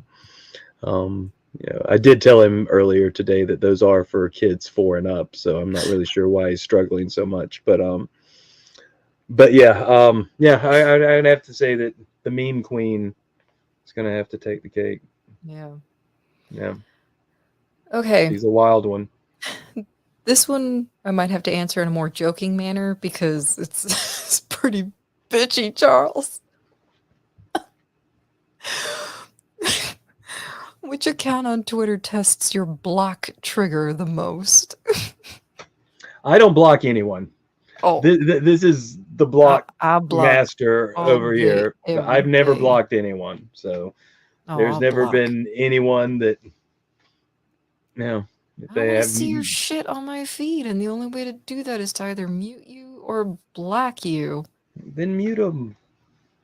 Well, sometimes I Actually, do. I like to hear both sides. Sometimes so I can be a troll Sometimes back. it's not about the whole hearing both sides. Some people sometimes are just plain rude and mean, and then it also just becomes, and this is going to sound really strange, considering that, I mean, I'm not one to really post super personal business on Twitter, but it's more of this thing like, Bullshit.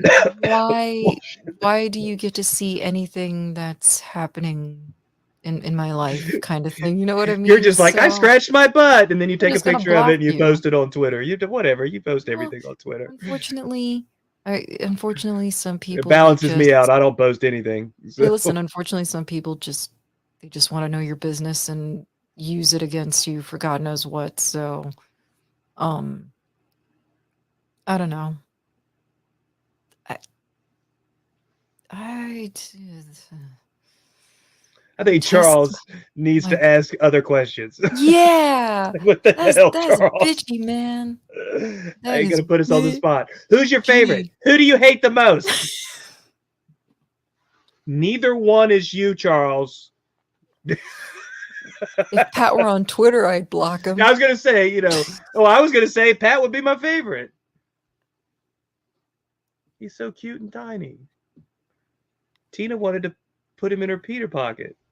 PETA, not Peter. Maybe Peter pocket. I don't know. Maybe I would block Adam and Cam's moms.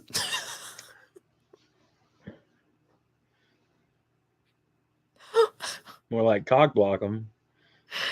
God, I love this too. Yeah. Charles, we're not going to answer that I'm not going to answer that question, Charles. Sorry. Love you, buddy. Yeah, you're not going to rope us into that. It's messed up. In the words of Mary J. Blige, no drama. No more drama. No, not happening. Although I don't know, with the amount of yelling that Brady does on Escape Pod, his ass deserves to get blocked. Joking, I love Brady. But that dude needs all the Snickers. Mm-hmm. Justice for Brady's titties.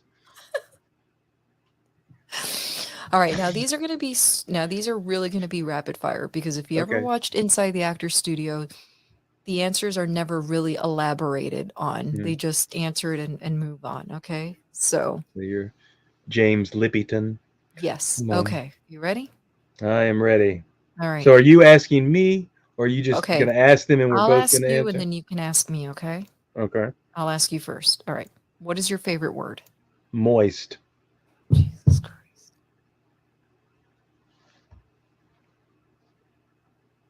Are you going to ask me? Oh, what is your favorite word? Oh, I'm sorry. I thought you were going to go through the whole list, and then I was going to. No. And then you go through. Okay. We'll go back and forth. All right. What is your favorite word? Don't ask why. I love the word cornucopia.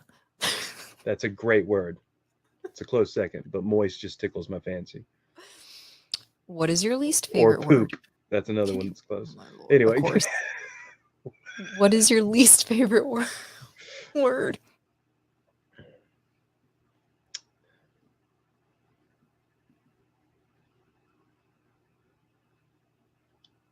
Spork. Spork? Yeah. Okay. It's not a fork. It's not a spoon. It's bullshit. Pick a side. Exactly. Damn it. Spork. Spork. Interesting. What is your least favorite word? Thank you. You gotta ask me. Oh, I'm just gonna sit here and stare. I'm not gonna say it. I know our friends across the pond use it as a term of endearment. Here in the States, not so much. See you next Tuesday. Mhm. It is actually literally the one curse word that I really very rarely utter. All right. What turns you on?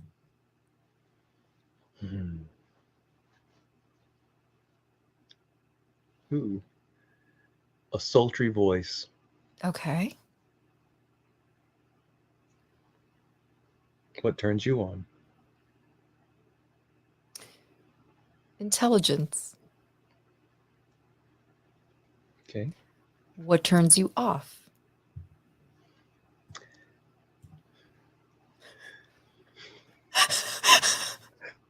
Being sticky. What turns you off?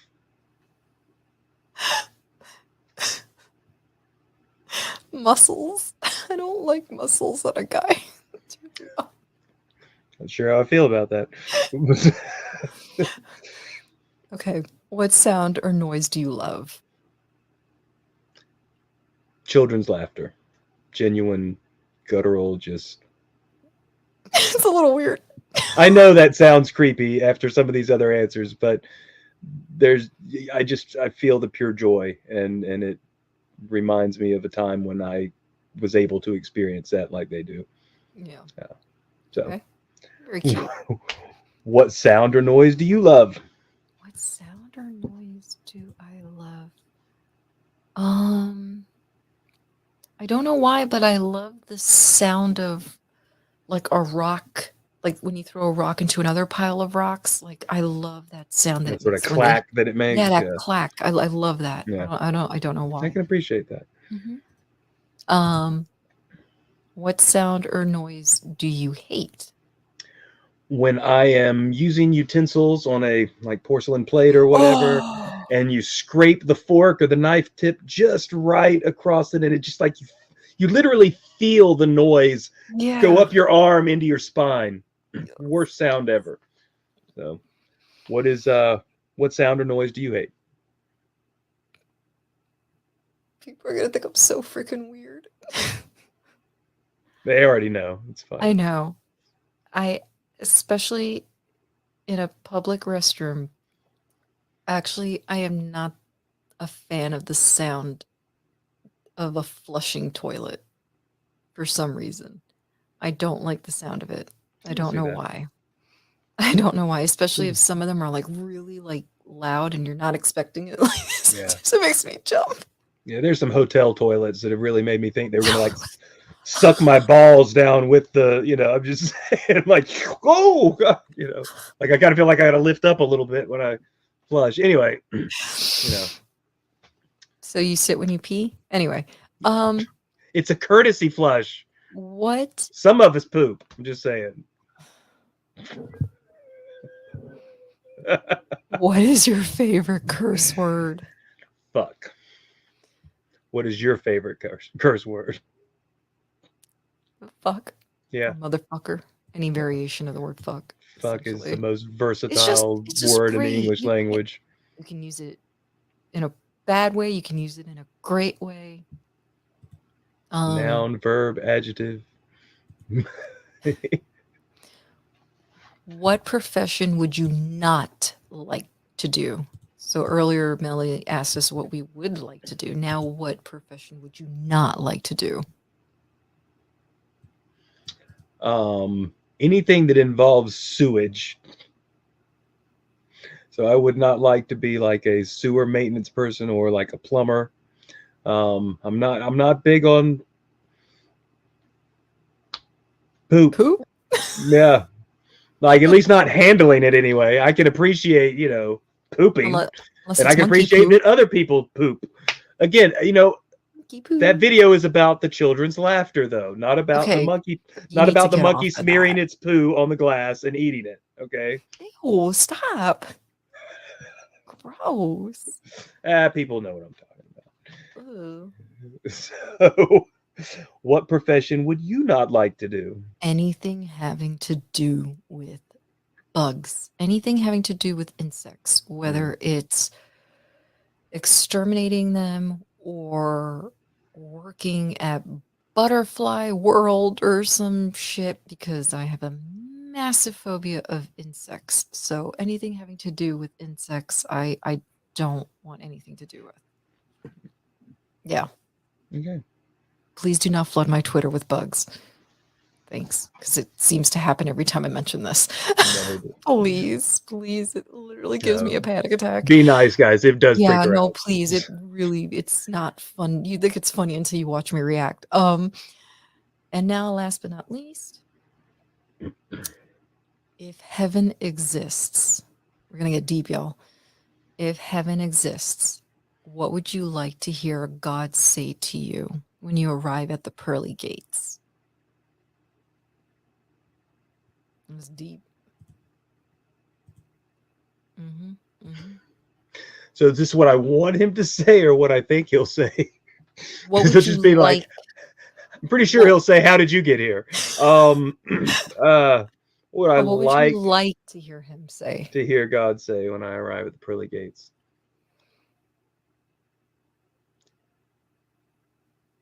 Want a hug?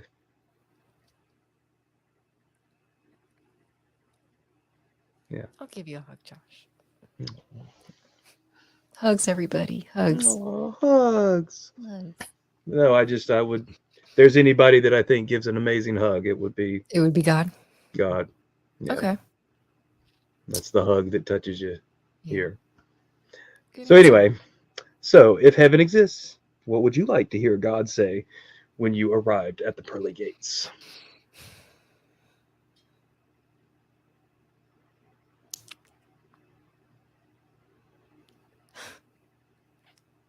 Because he's going to ask you why you're here too. We all know that, yeah. But what would you like to hear? Oh my God, This is I a hate very this. hypothetical situation for either I one of hate us. this because I feel like we're both going to give really sad responses. So I'm glad that the next portion of this is what we're going to do next is more Well, uplifting. it's kind of sad too, but in a whole other way. Sad writing. Yeah. I probably would want to hear God say, "It's okay. You won't cry anymore." You know, like something to that effect. Like, no more tears. Like, that's it. Like, you've made it. Like, yeah. Well, I wanted to go the Goodwill Hunting route and say it's not your fault. Stop it. Stop it. I didn't want to Stop it. get myself emotional. Please stop. So, yeah. Because But yeah, there's that's still a kind hug of- involved. yeah. So Yeah. But yeah, I can appreciate that. Yeah. No. See, I would want to cry though. I would want him to hug me or them, whatever. No. I've cried and- enough in my life. I'm so And I would just want to like really let it all out. That would be one of those cries that you never have to cry again after. Yeah. No. Wow. What a downer. Sorry, I know, everybody. right? Hey, you picked those questions. All right, everyone. Oh, So God. before we get into the reading, really quick, Hey, prize time. prize time. We got a gaming keyboard. Unts, unts, unts, Unts, unts, unts, unts, unts, unts, unts, unts. unts, unts, unts. Let me unplug it so that way I can click on it and it doesn't do anything to the computer. Hang on. Yeah, you We'll got go full on and get my because you already saw it lights up and lights up really nice. rabbit hat on, and then I'm just like. Can I tell you? Anyway. Hold on. I'm trying to see if I could. Right, sorry. I'm just wilding out over here. I'm good. Yo, man, coke is a hell of a drug. I know. God, yes, it is. So it plugs in via USB. And it has this so you can, coil it up. But listen to that. Ooh. I love that Oh, noise. that's a very satisfying sound. All right, stop fingering it so much. I guess another favorite sound of mine would be like a typewriter. Yeah. And this This keyboard has officially been fingered by Shanti, so Yes, it is. No. I'm not Yeah. gonna lick we're not giving it. away bathwater here. Upon the winner, upon request, I can use Clorox wipes or something and disinfect it if you truly want to. But I promise you, this literally has only been used once. All right, here we go. So I thought of a question. Mhm. I think if Melanie is still in the chat room, she'll probably get it. But I don't know if she would want a gaming keyboard unless she knows somebody that would like it. But this whole week we've been advertising for this specific episode, and the episode is called Getting to Know You. So the question is, Getting to Know You is the name of a song. What movie does that song come from? So whoever gets the answer right first in the chat room, you are the winner. So whoever you are, yay! Congratulations! Yay! Congratulations, somebody! I don't know who you are yet. Yay! Round of applause. Go ahead and DM me your information. Don't give it to Josh because he's a creeper. Once again, you don't have to worry about shipping or anything. I actually already have a box that fits in here perfectly. It'll be sent nice and secure. So, all right, now, as they say, the piece de resistance. Are you ready, Josh, for our little reading? Do you need a minute? Do you need to emotionally prepare Get yourself? into character. You don't have to worry. Exactly. Most of this is you. This bitch talks a fucking lot. I just get to say the weird, creepy stuff. All right. And now we are going to end this. And I'm so sorry, Red 5 Tavern, that we went over. But we did hit the extra hour mark, so. There you go. Okay. We are going to read a couple of pages from 50 Shades of Grey. Should we do some mood music? Absolutely. All right, let's listen to it for a second.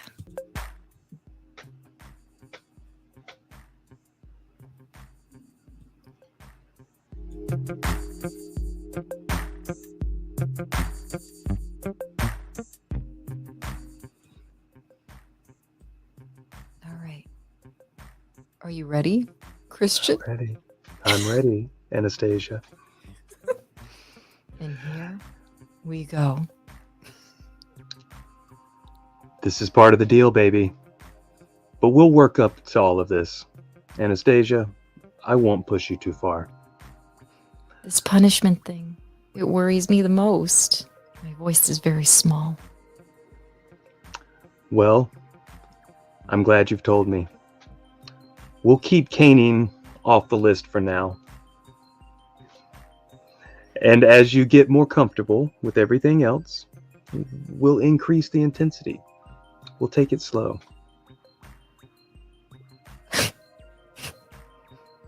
I swallow.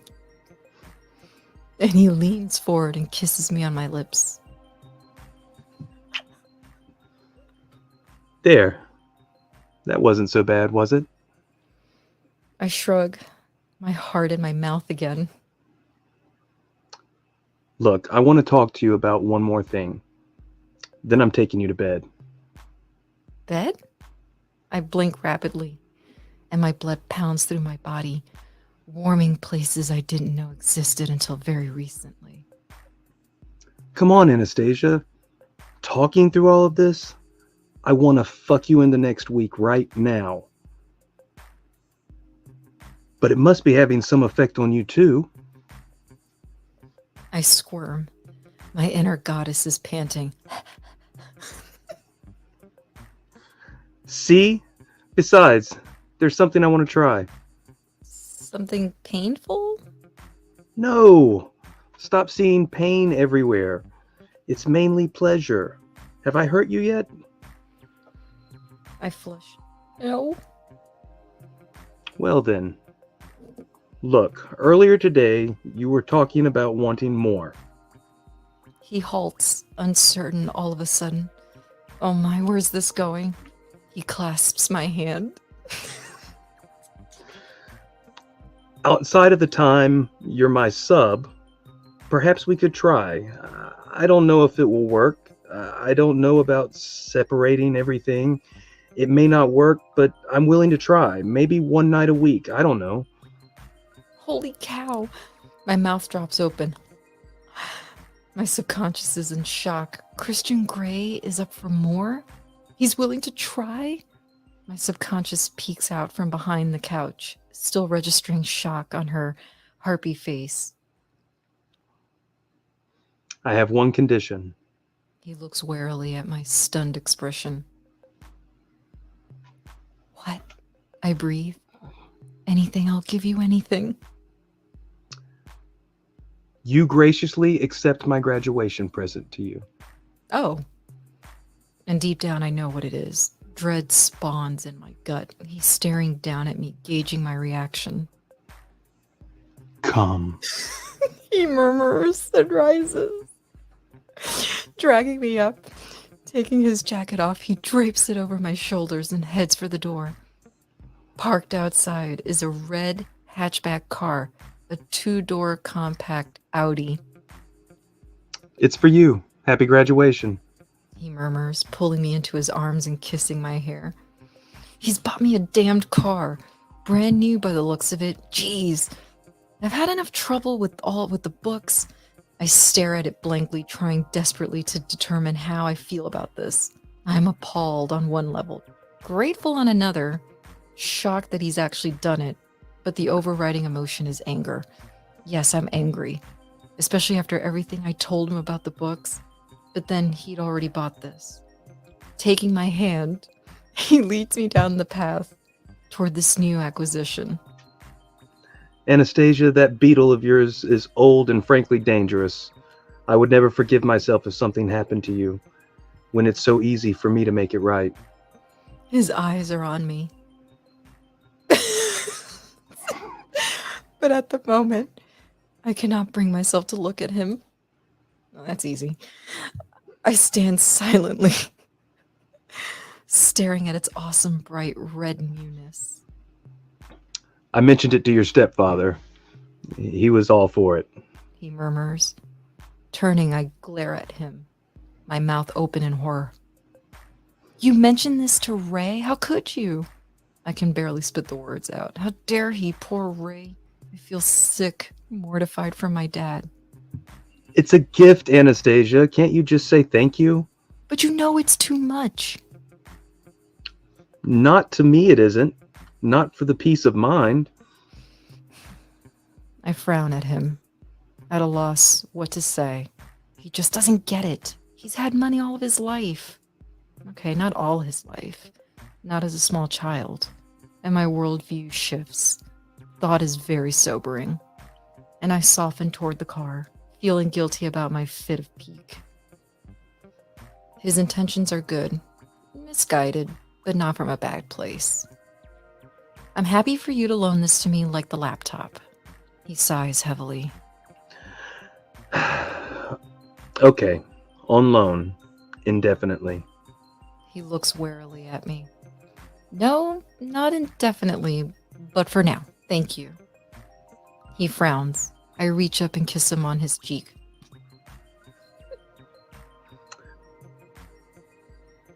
Thank you for the car, sir. I say as sweetly as I can manage. He grabs me suddenly and yanks me up against him. One hand at my back, holding me to him, and the other fisting in my hair. You're one challenging woman, Anna Steele. He kisses me passionately, forcing my lips apart with his tongue. Taking no prisoners.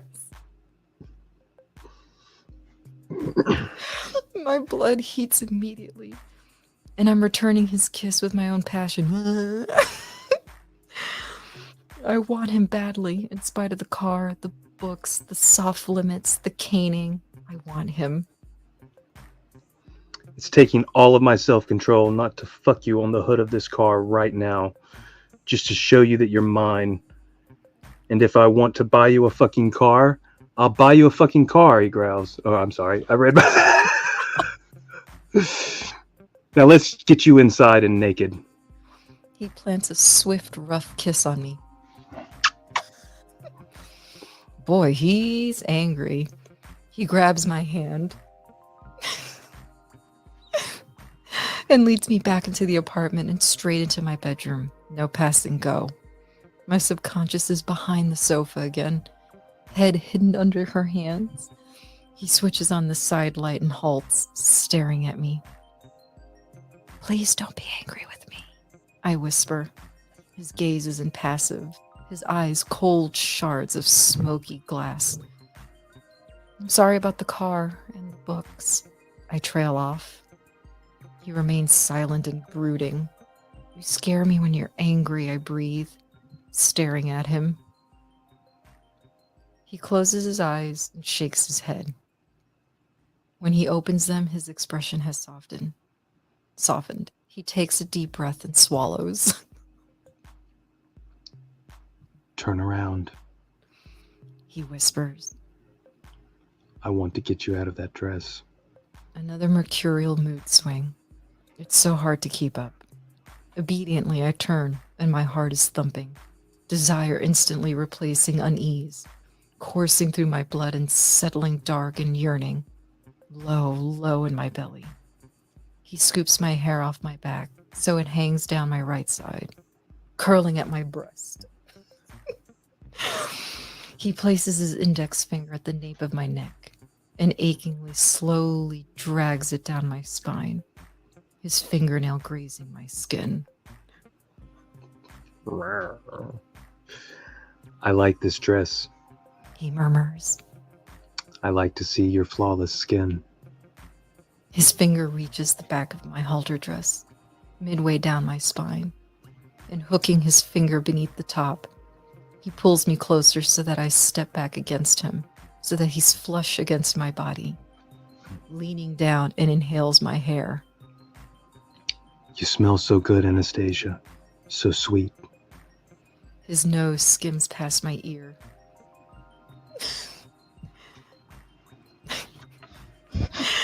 Down my neck, and he trails soft, feather-like kisses along my shoulder.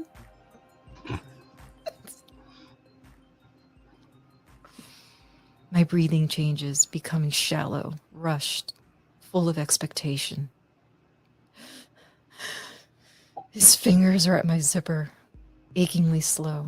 Once more he eases it down while his lips move, licking and kissing and sucking their way across to my other shoulder.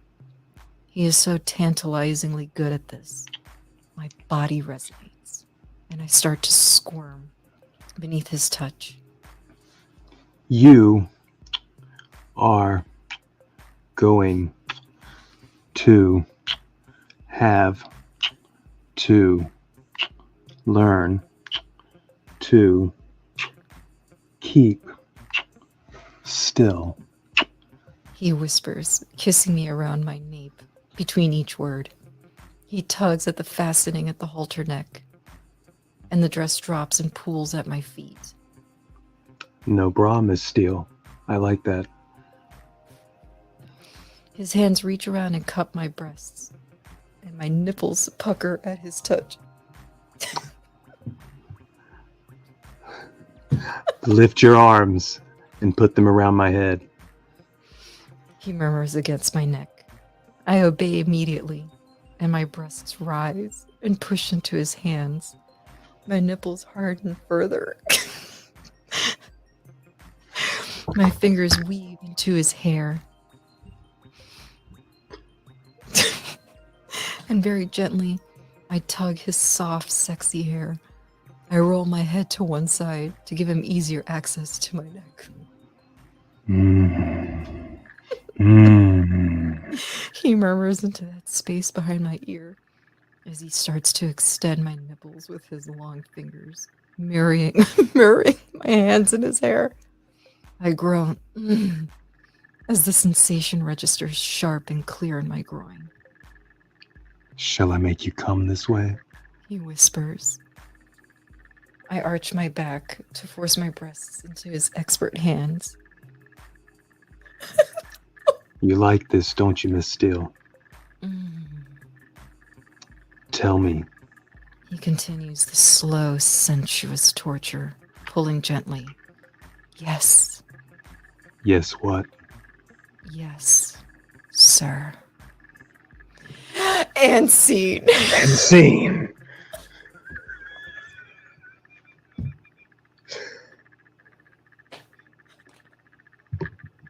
That just happened. Somehow that was both erotic and dumb at the same time. And terrible.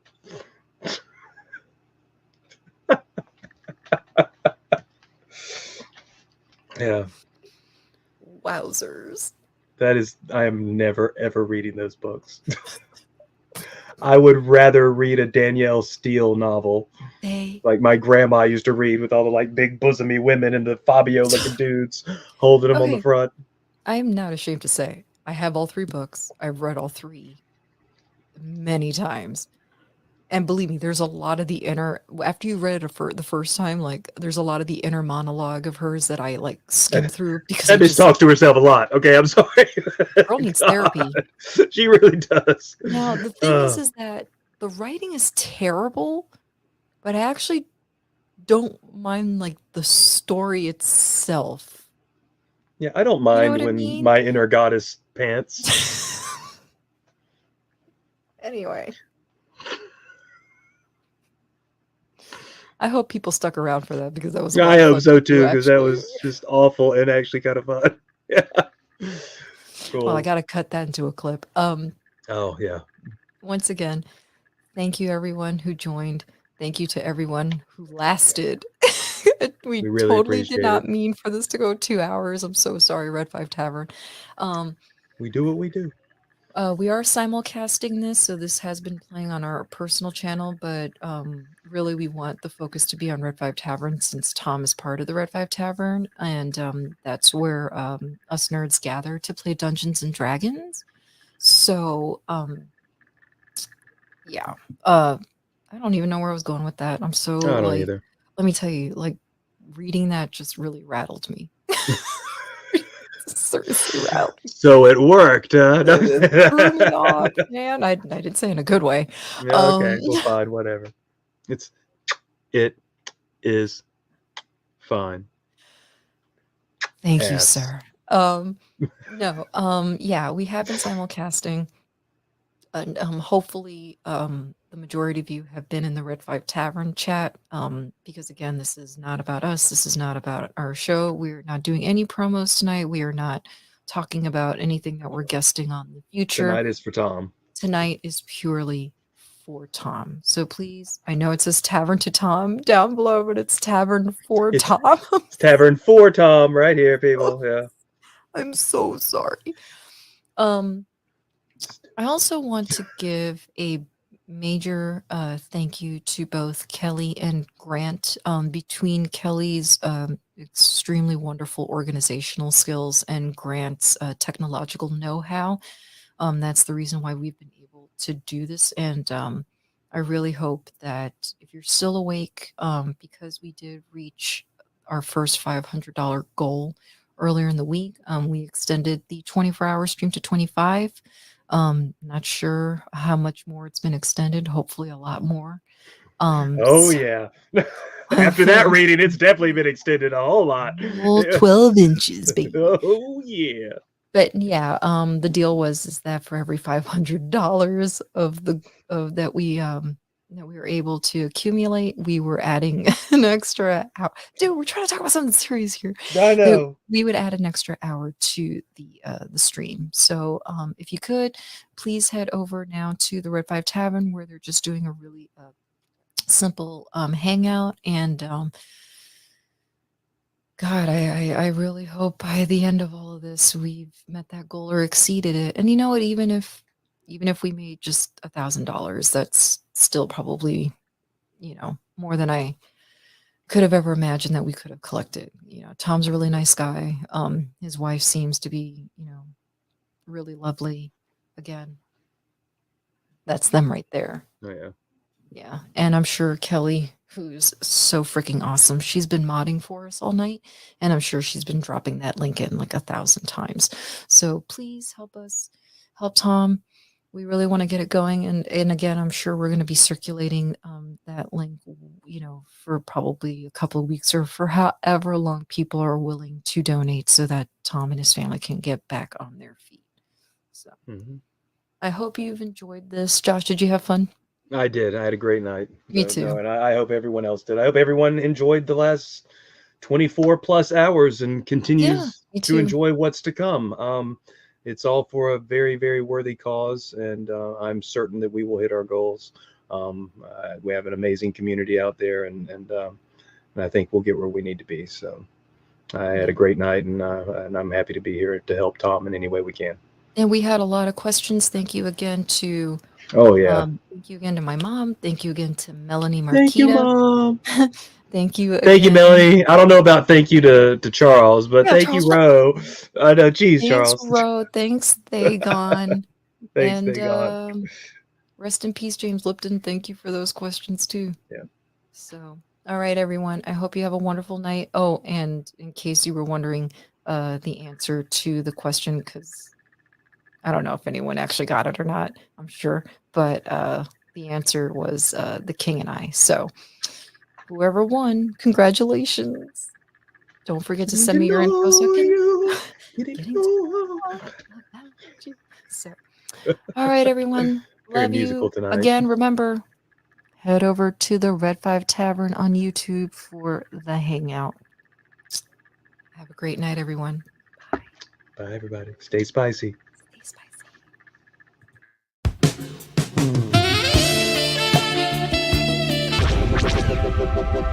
This podcast is part of the Red 5 Network. For more Red 5 Network podcasts, visit red5network.com.